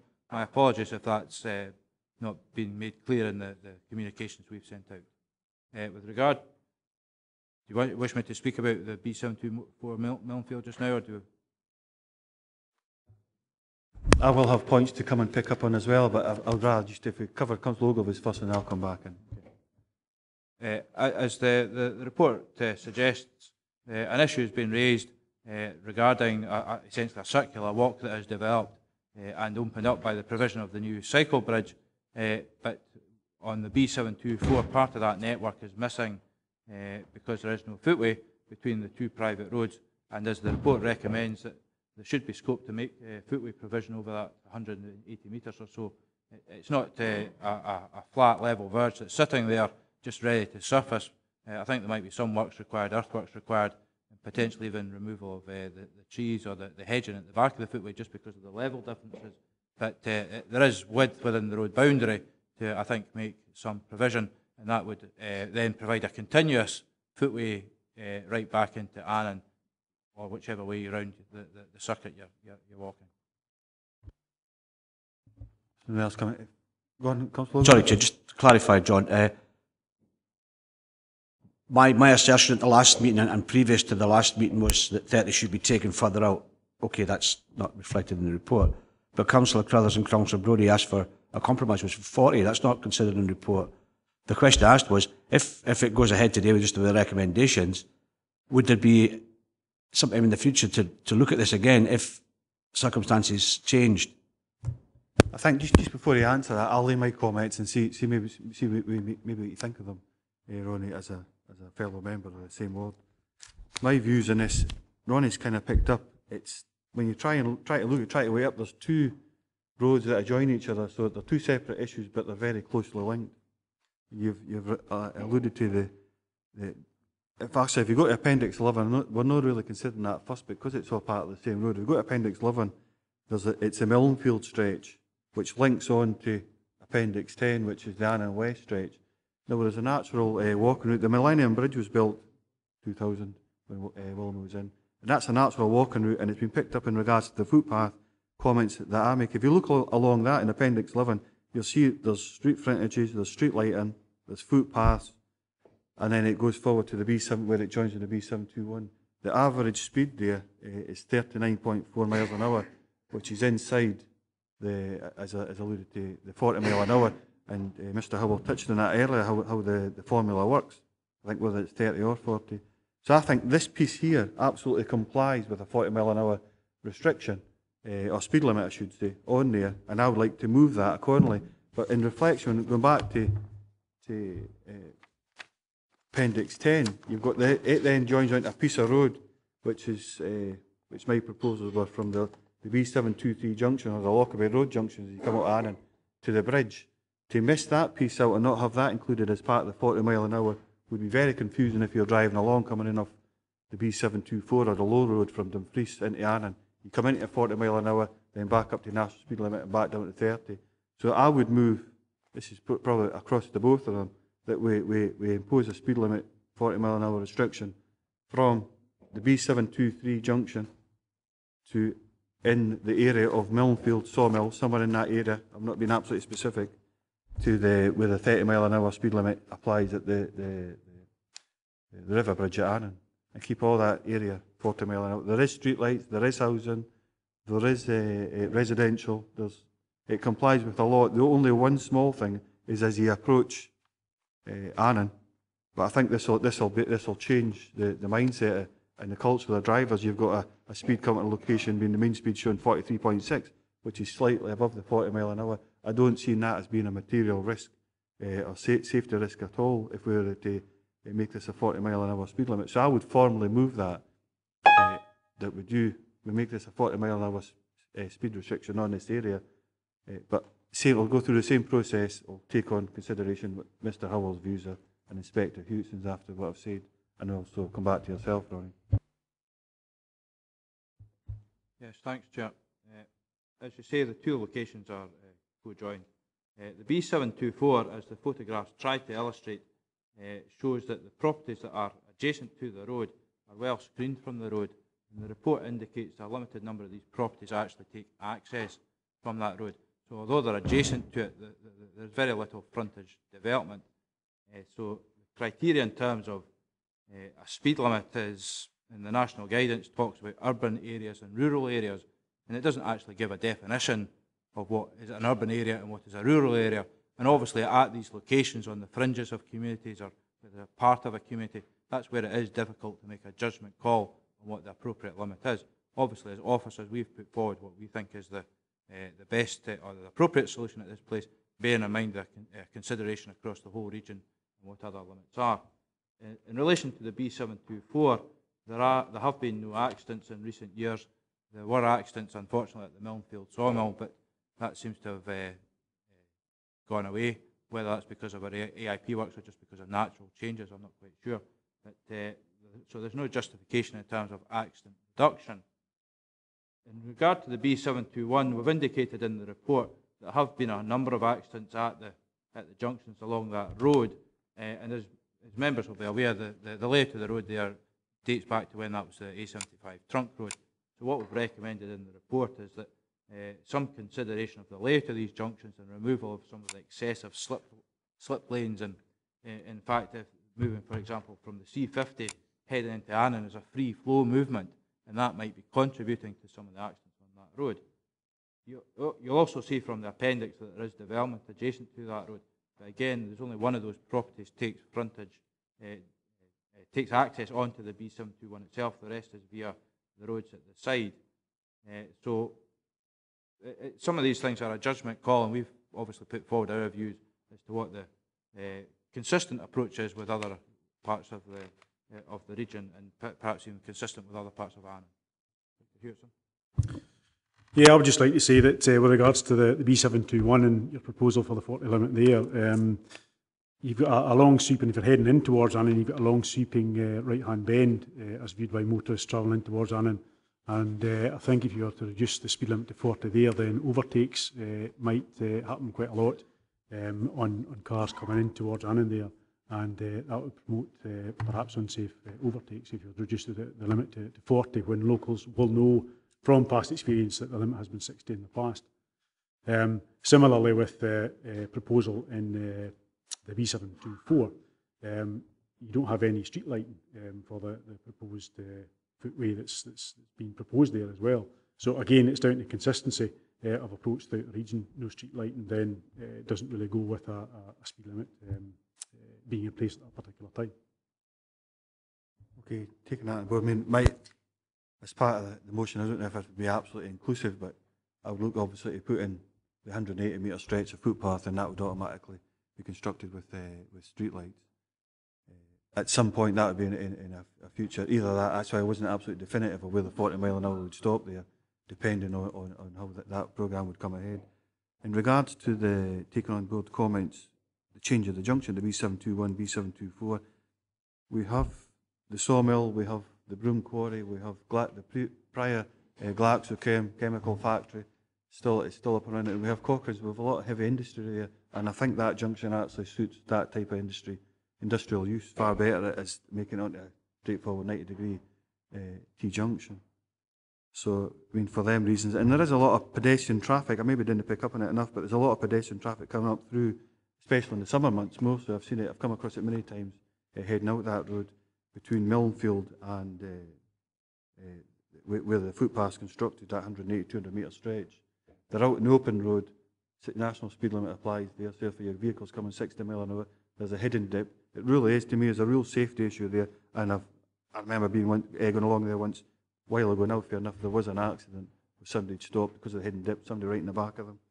So I've seen it myself, I've seen it self-evident, so I would still move the fact that I'm not exactly sure where the 40 mile an hour limit should stop. Maybe it should stop with a street light, and is subject to, it could be extended if it can be incorporated into a future capital programme to put that piece of footpath in. Maybe that it could be extended at that point as part of the programme, but I would formally move, same as I have, that we do put a 40 mile an hour speed limit in, and I do see where you're talking about when you come into Annan. It's a big left, big right sweeping bend, but rather than spend money on road junction improvements, maybe we could put a double solid white line right up through there to encourage people not to pass, even till you get past that junction. So there could be improvements that way. So that would take care of that risk that you've outlined as Inspector Hewson.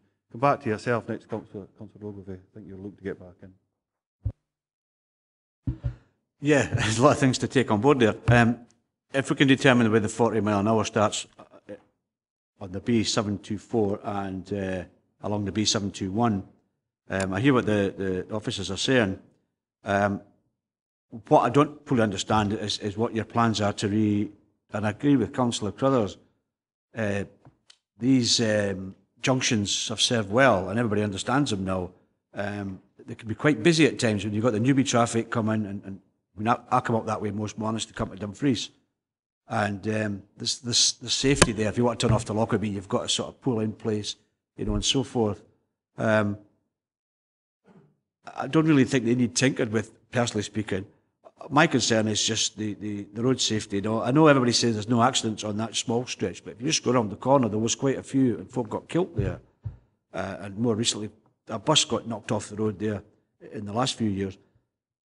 Okay, I'm not going to win the argument, but if we could get a 40 mile an hour as a compromise, as Councillor Criller suggested, on the B724, I need to understand better the total picture, because there's certain things happening. There's the Gateway project, which we're talking about taking 30 mile an hour further out. I don't know what plans we've got to realign some of the junctions, and if that's going to happen, what impact that might have on speeds. So I'm a bit confused at the moment. I understand the particular thing I was arguing for, but on the B724, if we could get a 40 compromise, I could live with it, and the footpath, obviously. I need to understand further the B721 and its contributory roads, because I haven't seen the plans, I've just been told them today. I wonder then, if I move from, I'll formally move from, make it specific, the 40 mile an hour, so it goes from 30 mile an hour to 40 mile an hour at the railway, at the River Annan Bridge, up to the junction with the B723 is, taking both appendices into place. And then coming along at the B724, the 40 mile an hour speed limit at the moment would stop at where the private road starts and the piece of woodland, the end of the actual built-up area that's defined there. But for the final ratification, I mean, agree that today, but for the final ratification, how it'll be come out, the programme of works, and what it'll actually look like when the ground gets referred back to area committee to consider that, then at that point we can drill in at the area committee level and see exactly how it would be on the ground, whether it was double white lines, leave the junction alone, junction improvements, and it would have to go into a capital programme scoring process. Mr. Howell? If I could just clarify with regard to the junctions on the B721, we haven't looked at any possible works at them, and certainly I don't think that the changes would be the removal of the Ghost Island junctions on the 721 itself. It was more with regard to the side arms. As you can see on the plan, that the C50A has a straight through movement into the B71 to head into Annan. There's 3 islands at 2 of the junctions. There's 2 islands at the other one. The 723 has a straight movement into onto the B721 itself. And it was, the thinking was that there would possibly scope to rationalise the junctions and make them consistent. We seem to be using that word quite a lot today in regard to other junctions on the road network. Obviously, the junctions would be designed to cater for the traffic, the HCV traffic that's using them, and allow for the swept paths of movement. But it's just certainly some of the junctions seem to relate to people not coming to slowing down or giving way at the junction and just carrying straight on out onto the road. But obviously we haven't looked at that in any detail. What we've flagged up is that there are some accident issues along this length of the road, and the recommendation in the report is that we look at that in the first instance as a way to improve the road safety, which is hopefully what the overall objective is. With regard to the B724, as I said earlier, I understand the comments that are being made. With regard to potential double line systems that the Chair mentioned, that's not something that we would normally provide in a built-up area within a speed limit, because it's given an inconsistent message to drivers. You should only expect to find a double line system on a rural length of road. And just a final point with regard to that, they should also only be provided where the visibility is restricted, such that you can't see far enough to overtake safely. Again, if we start providing double line systems where it's not consistent with the national guidance, the tendency is, and I've seen this in a number of locations elsewhere, that drivers will overtake at these locations because they can see that there's no oncoming traffic, and therefore we create a situation where they potentially start to overtake where there is a visibility problem, and we've actually created an accident problem by an inconsistent use of these markings. Inspector Hewitson might have a few more words. Yeah, I would agree with John's comments there. I think that if you were to put a 40 miles an hour limit in there would be a high level of compliance, because we've already seen that the mean speed's 43.6. So the last thing I want to do is promote a speed limit and thereafter have people coming to me and saying people are still speeding or people are speeding, and thereafter I've got to have my officers go out there and police a problem which was not formerly there. Also, with regards to the pedestrians on the B724, we've got many stretches of roadway which have footways adjacent to them. The A75 bypass is a good example of a national speed limit next to a footpath, and we're not currently experiencing crashes or pedestrian injuries. In this particular location, I don't think there's a likelihood of pedestrians crossing the road from one side of the B724 from Millfield, Sawmill over to the other side of the road. There's no footpath on the other side of the road. So there is only the footpath on the one side of the road, no danger of pedestrians crossing. So I don't think that would be a good justification for a 40 mile an hour speed limit. Okay, Leader?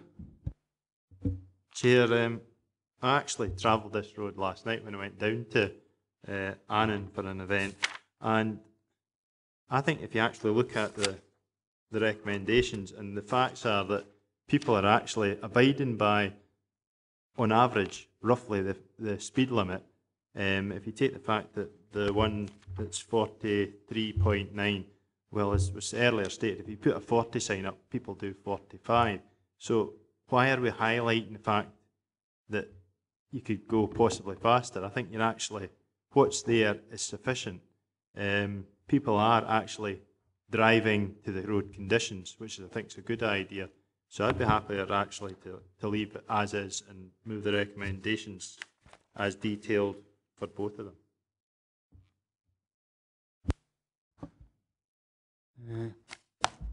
I mean, I still stick to my grounds on this one. I've got to stick to it. It's been ongoing for maybe the last 4 years, I think. With local members, you're constantly getting, it's not a now and again thing, it's all the time. There has been identified risk there. It's something that certainly the residents are looking for. And I don't see the risk because you've already identified it. That's why I would go towards justifying this, that the average speed is 40 mile an hour. So if the average speed is 40 mile an hour, why should you have a 60 mile an hour national speed limit? Nothing can it justify, to me that justifies having a 40 mile an hour speed limit in a built up area, which this is. There is road frontages onto here, there is footpaths, there is street lighting. So if you could summarise then there's two motions there, a motion amendment. If you could summarise them, please. None of them have been seconded.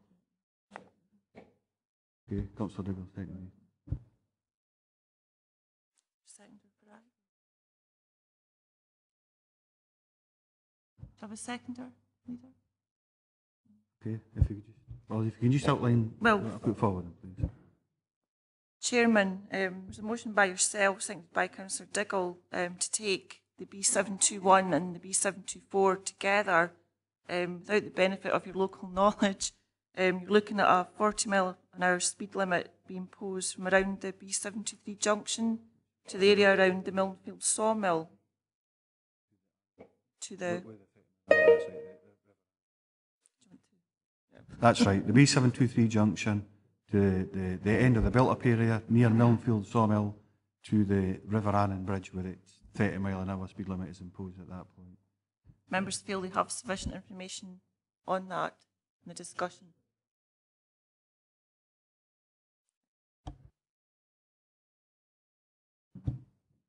I have amendment by the Leader that the recommendations stay as they is for both the B721 and the B724, but I need a seconder. I'll second the recommendations. Councillor Carson. I'm happy to step down seconding if you want to, Councillor. I didn't hear you, Councillor Ogilvie.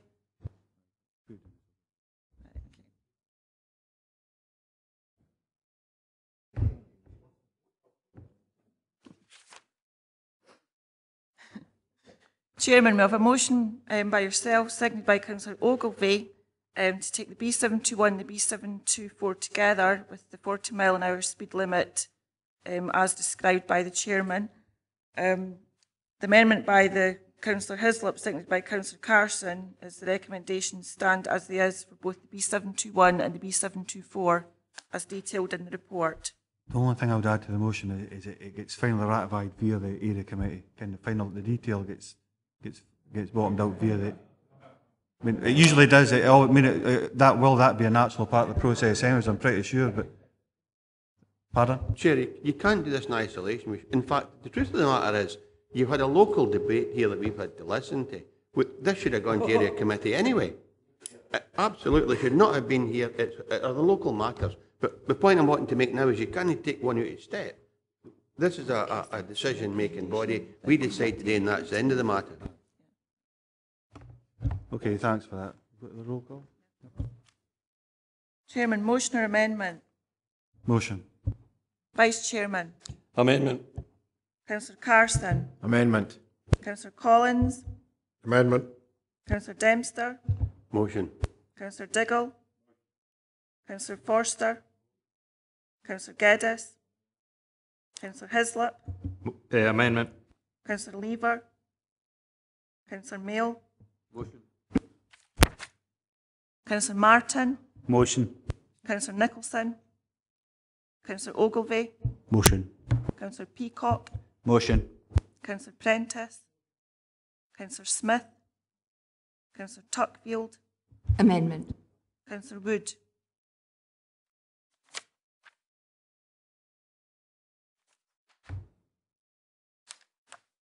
Twelve votes for the motion. 7 votes for the amendment. The motion is successful. Thank you. I think we're on Appendix 12 now, page 99. The B7076, location is Johnston Bridge. Any members? Councillor Diggle? Thank you, Chair. I'd just like to make a few notes on this. It's a very fast piece of road, 7076, and I can't remember seeing a police car on it between Lockerbie and Moffat for a very long time. It's getting increasingly busy with wagons due to James Jones, Stevens Croft and the Lockerbie Lorry Park, and wagons parking on it overnight. It's also used as a route when the M74 is closed. It hasn't yet been to Area Committee, and I have a petition here from 92 residents of Johnston Bridge, of which there are 161 homes in that area, asking for a 40-mile-an-hour limit. I'm not going to ask to go to the vote today. I'm asking for to be added to the recommendations. 1, to perform further investigation and monitoring on the B7076 going through Johnston Bridge. 2, gain a commitment from the police to have a more regular presence in Johnston Bridge and to receive a feedback report. 3, refer the findings of 1 and 2 to Annandale Eskdale Area Committee within 6 months. Okay, I think we'll go with the members. Mr. Howell, then Mr. Inspector Hewitson. Yes, thanks, Chair. When we went to the area committee start of last year, this wasn't a location that was raised by that area committee as an area that should be investigated further. It was actually just raised via communications from the Community Council with ourselves, and we felt that given that we were carrying out this review exercise and coming to the committee with other locations, that this was an appropriate mechanism to take this further. So that's why this particular one hasn't been to the area committee. In regard to the location, as the report indicates, there are only 3 properties front onto this road, and the remainder of the properties are served by other roads which either have a 30-mile-per-hour speed limit or should have a 30-mile-per-hour speed limit, but isn't actually in place. And that's something that can be taken up locally.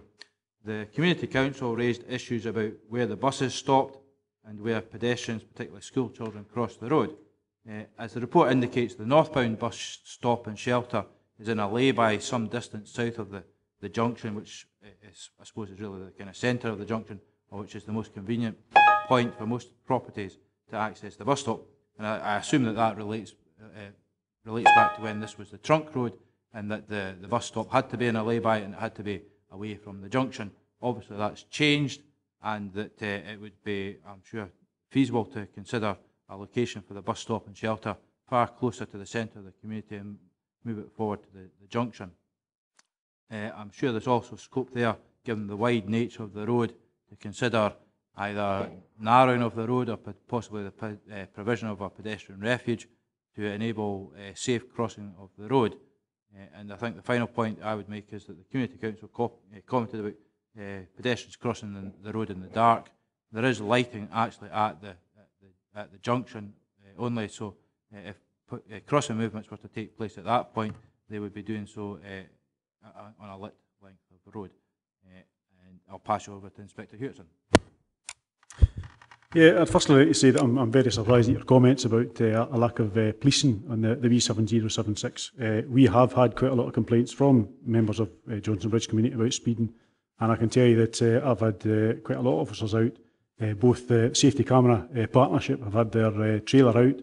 We've reported back to the community with regards to perception of speeding on that particular road. The divisional cars, the Panda cars as such, they're not allowed to go on the motorway, so if they're to travel north at all to Moffat or Johnson Bridge or any of the communities north of that, then they must go in the B7076. So to say it doesn't get any presence whatsoever by police would be entirely wrong, I would have to suggest. However, with regards to the speeding point of view here, this, again, in terms of consistency, is not a road that looks like a 30 or a 40 miles an hour speed limit.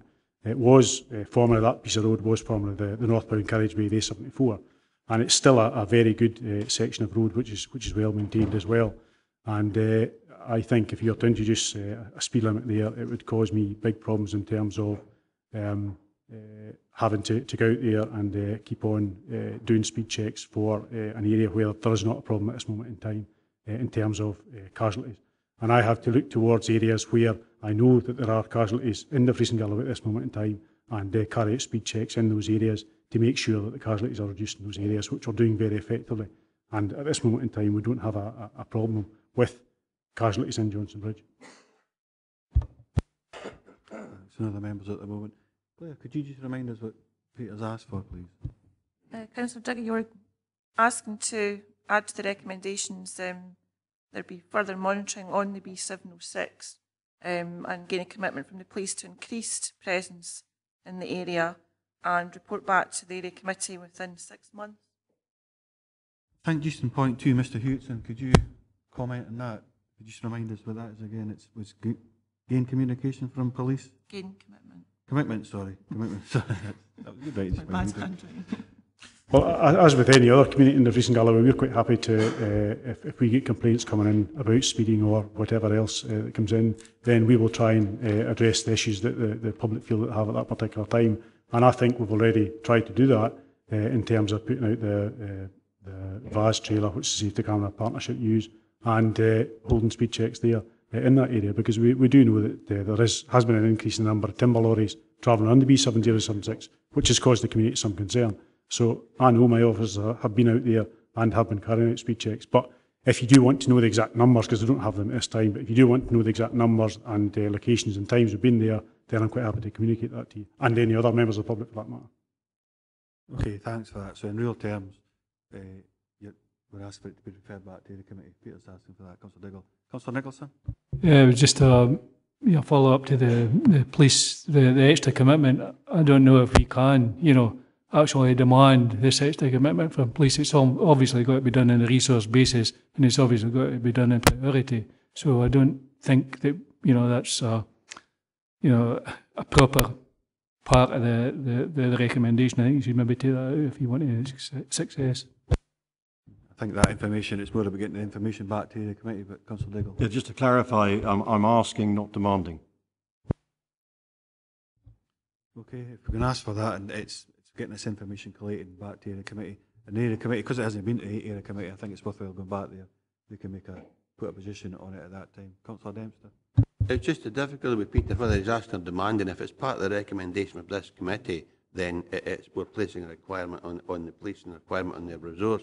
And we'd all like additional policing and additional traffic management and additional speed cameras. So I don't think it's reasonable. It's not been unkind. I just think that we as a committee cannot make that request to the police. I'll ask for some advice in regards to the competency of what's been put forward from Claire. Well, you're noting that there already is a police presence in the area. You're just asking within current resources if that can be increased or not. And the officer would provide that information to the area committee if that is a possibility or not.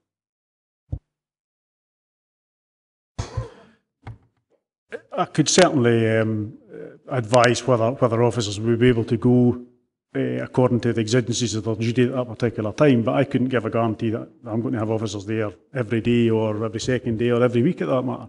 If I know there's a problem, then I will try and address that problem by putting staff out when I've got staff to do that. But I couldn't say to your community at this moment in time, I'll be there every Monday morning carrying out speed checks. There's just no way I could do that. And there will be possibly further constraints in the future that we may experience, and I may not be able to give as much a commitment as I am at this moment in time. And I can't possibly say that with 100% assurance at this moment in time. I think when the Scottish Police Authority takes shape on the 1st of April, that was the concern that came to me in particular. But as long as we're not asking for a specific, Peter's not asking for a specific, just for more about getting information back to the committee on it.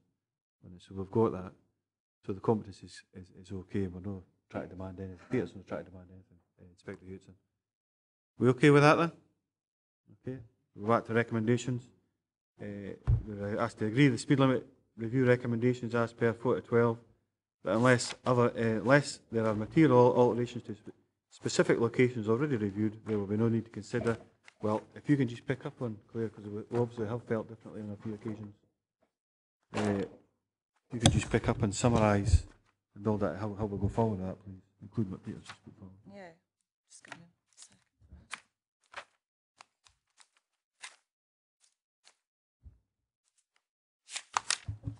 12:37, it's saying on this the time. Well, A713 at Parton.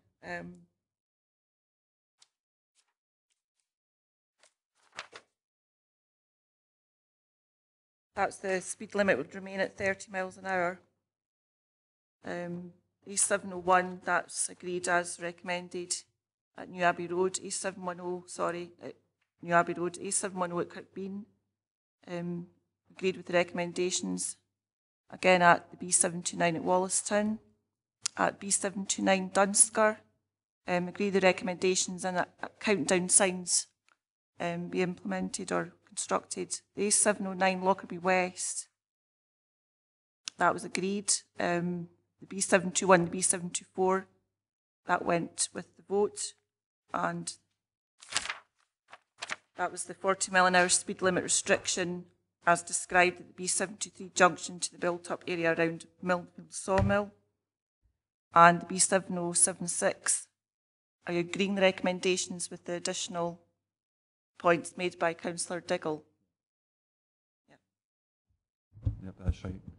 It's being left as is.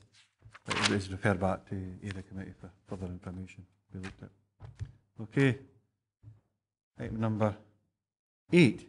Stranraer and Loch Ryan regeneration provision of slipway. Director, do you have anything to add to this report? I have nothing to add to the report, Chair. Thank you.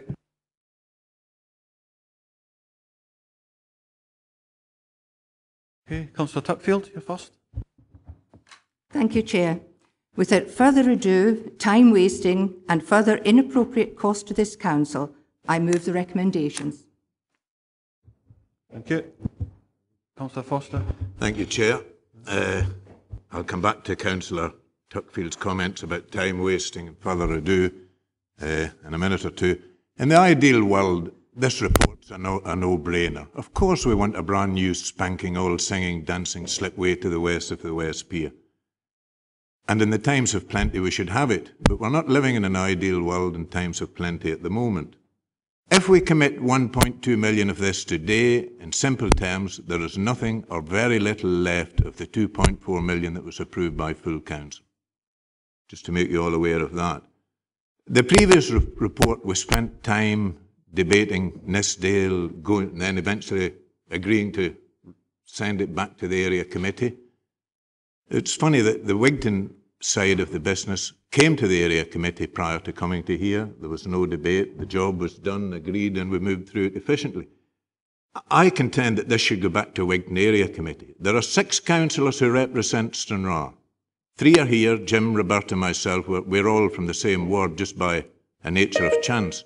The biggest chunk of Stranraer is represented or taken in Stranraer North ward. Nobody is represented here.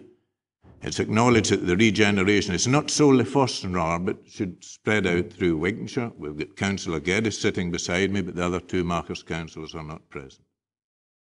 In the light of democracy and everything else, and because it's such a serious step, this, that we are spending and finally committing the remainder of the 2.4 million if we agree this today, that I would move that it goes back to the area committee for their input, and in the meantime, while that is happening, that approaches are made to Stranraer Task Force and Crown Estates in order to secure match funding for this project.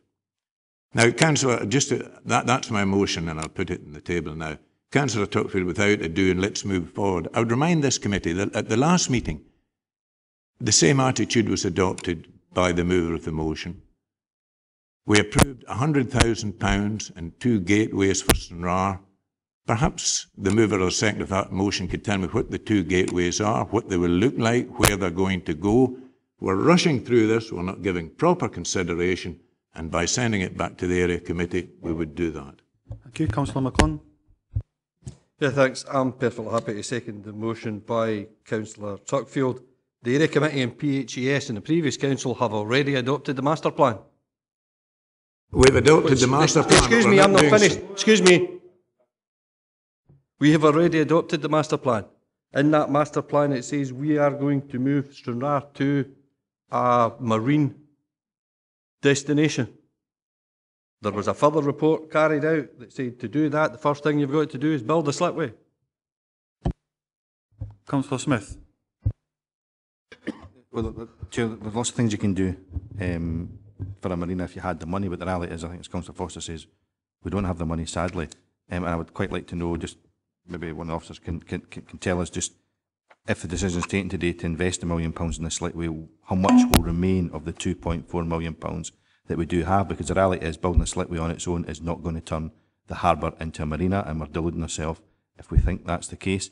There's a huge number of projects out there, and we still simply haven't seen any investment yet coming from the Scottish Government to regenerate Stranraer. All the money is coming from this council, and I don't know how much is left. But what concerns me actually is that if you look at the minute of the January meeting of PHENS and the motion that was passed by Councillor McClellan, Councillor Tuckfield, it very clearly states to receive a report to the March meeting providing for further details and business case for the slipway at the West Pier in Whigby. Now, I think that in many ways the Whigby proposal has been a bit of a red herring, but what we haven't had yet is the business case for the slipway in Stranraer, and that's what concerns me. Is this the best way to spend £1 million? Because it is, frankly, you know, probably the last £1 million that we have of the 2.4 million. And until we see what the business case is, then I don't know the answer to that. And we haven't had the business case. The report we've got today is, frankly, a condition report on a slipway at Whigby, which, frankly, isn't available to us.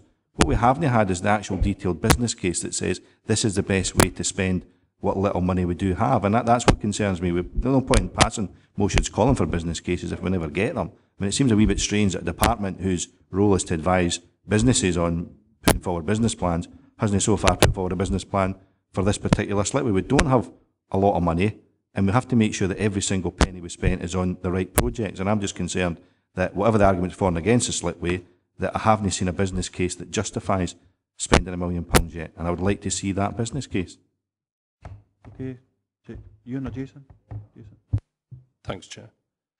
I'll take the last point first about the business case.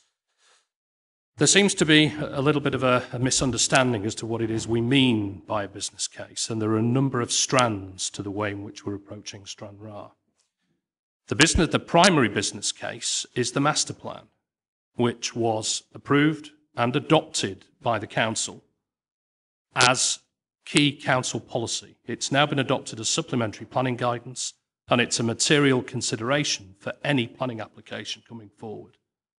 In addition to that, we've continued to supplement and augment the master plan with subsequent pieces of work. One of those is the marine leisure study, which further augments the work that was done by the master plan in building the business case, the economic business case, for the way in which we strategically move the regeneration for the Stranraer waterfront forward.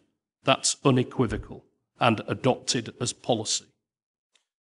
The component to the report that's before you today is a straight line economic consideration between how much it would cost to use the facility out at Whigby as opposed to providing the facility which is highlighted in the master plan and the subsequent work done by Lee Fisher at Stranraer at the waterfront. So the work that has gone on previously has been incredibly robust and evidence-based and forms a holistic, strategic business case for the Stranraer waterfront.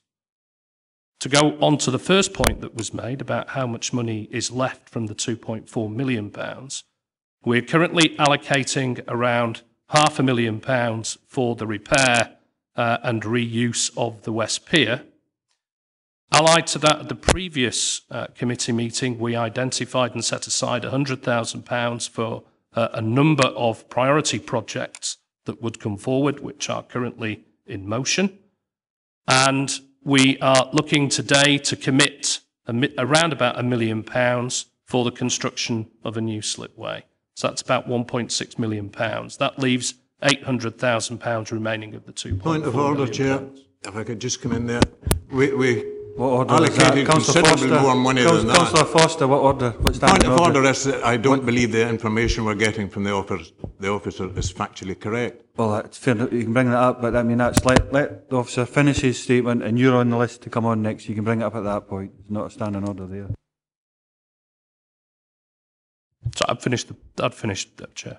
Okay, Councillor Foster, you're coming in now anyway. I think Jason's figures are slightly inaccurate. Yes, we approved £500,000 for the West Pier. We approved £100,000 for doing up the seafront facelift scheme. We approved another £100,000 for the facelift scheme, and I'm doing this all from the back of my memory. I can fish it out if need be. We approved £100,000 for Stranraer Gateway, so we've spent considerably more than what you alluded to in your comments there. Getting back to the master plan and Councillor McClung's comment, yes, it's in the master plan. So is the transport hub. So are 101 other things. The master plan does not say we must commit 1.2 million on a slipway now. Anything that goes back before a Wigan Area Committee would have to adhere to the master plan or the spirit of it. But I think this is such an important thing. If this were Kingham Quay, I would not profess to be an expert on it or know anything about it. And I'm quite sure there are several councillors sitting round here today who are not fully conversant with the facts, as we were in the previous committee item in the speeding. So it's only correct, proper, and in the terms of democracy that this goes back to the area committee. Wigan Area Committee have a full discussion on it, and they send their recommendations back to PHE. Because we're spending the last of the money that was given, and it was given initially as a result of a report on economic deprivation within Stranraer. That's where the money came from. It was money that was earmarked for a transport hub that was released to be spent on economic regeneration in Stranraer. Even the paper itself is named Stranraer and Loch Ryan Regeneration.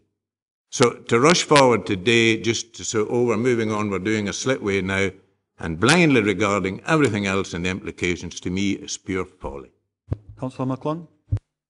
Yes, Councillor Foster rightly points out, the 2.4 million came from a transport interchange, and now we're looking for a transport interchange.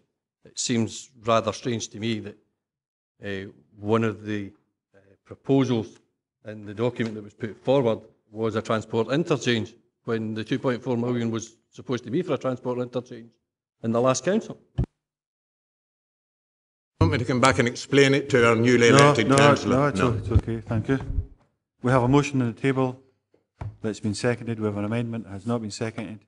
So, Councillor Smith? I'm quite happy to second the amendment. I'm quite happy to speak to it as well. I mean, it does concern me that all of a sudden a specific business plan about one project is justified because we have a business plan for the whole redevelopment of the harbour, and that's not the case. There are, as Councillor Foster says, lots of projects that could go ahead that are contained within the master plan that are not on the table today, and it comes back to the concern that we're picking out one project to allocate the £1 million to, and we're ignoring the other projects as well, and simply saying that they're all in the master plan doesn't justify why you ring fence one project and not the other. I've done the maths here, and I think Councillor Foster says the figures aren't correct. We've allocated funding to Birdhide, Sea Fishing Stands, Stranraer Gateway projects, £100,000 facelift scheme, money towards environmental improvements, £500,000 towards West Pier. We spend the money today, and frankly, that's £2.4 million gone, and that's what concerns me, is why is this individual project being picked out ahead of all the other projects? And I've still not received a satisfactory answer to that. Once this 2.4 million is gone, the next question becomes where are we going to get the rest of the money needed to regenerate Stranraer and all the other projects that people want to see happen there, and I don't know the answer to that question either. The £2.4 million is gone after today if we go ahead with this project, and what happens next, and I've never heard a satisfactory answer to that question either. Okay. We've got a motion, we've got an amendment on the table. Could you just remind us what they are, please? Chairman, excuse me, Chairman, the motion by Councillor Tuckfield, seconded by Councillor McClung, is to move the recommendations 2.1, 2.2 and 2.3 as they stand in the report. The amendment by Councillor Foster, seconded by Councillor Smith, is to refer the options for provision of a slipway back to the Wigtown Area Committee for their input. In the meantime, approach the Stranraer Task Force and Marsh Estates, did I pick you up correct there? Crown Estate, to explore further additional funding opportunities. Vote the vote, please. Excuse me, too many fags. The actual terminology I used was to seek possible match funding for this project. Thank you, Councillor Foster. Vote roll call. But on the verge of go to the vote, Councillor Dempster, so if it's going, what order? Sorry. Pressing the wrong button, I'm really excited. No. The decision we took last month was that we would receive a business case. That's what the minute says. Now, if we've not got that business case... As outlined, we have got the business case, that's quite clear, we've had that put to us, so we do have the business case. We were to be presented with a business case, that's what it says. Now, we can revisit that decision within 6 months. That's also a council decision. So we need to get a business case before this can be revisited, because that's what the minute says, and Chairman, it quite clearly says it. Chairman, I've read out the motion amendment. I'm now going to proceed to the vote. Thank you. Chairman, motion or amendment? Motion. Vice Chairman? Motion. Councillor Carson? Motion. Councillor Collins? Motion. Councillor Dempster? Councillor Diggle? Councillor Foster? Councillor Geddes? Motion. Councillor Hislop? Motion. Councillor Lever? Councillor Mail? Councillor Martin? Amendment. Councillor Nicholson? Amendment. Councillor Ogilvie? Amendment. Councillor Peacock? Amendment. Councillor Prentice? Amendment. Councillor Smith? Councillor Tuckfield? Motion. Councillor Wood? Motion.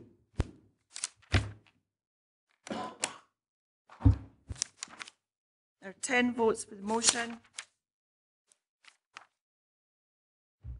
9 votes for the amendment. The motion is carried. Thanks for that, Claire. No further business. Thanks everybody for their attendance.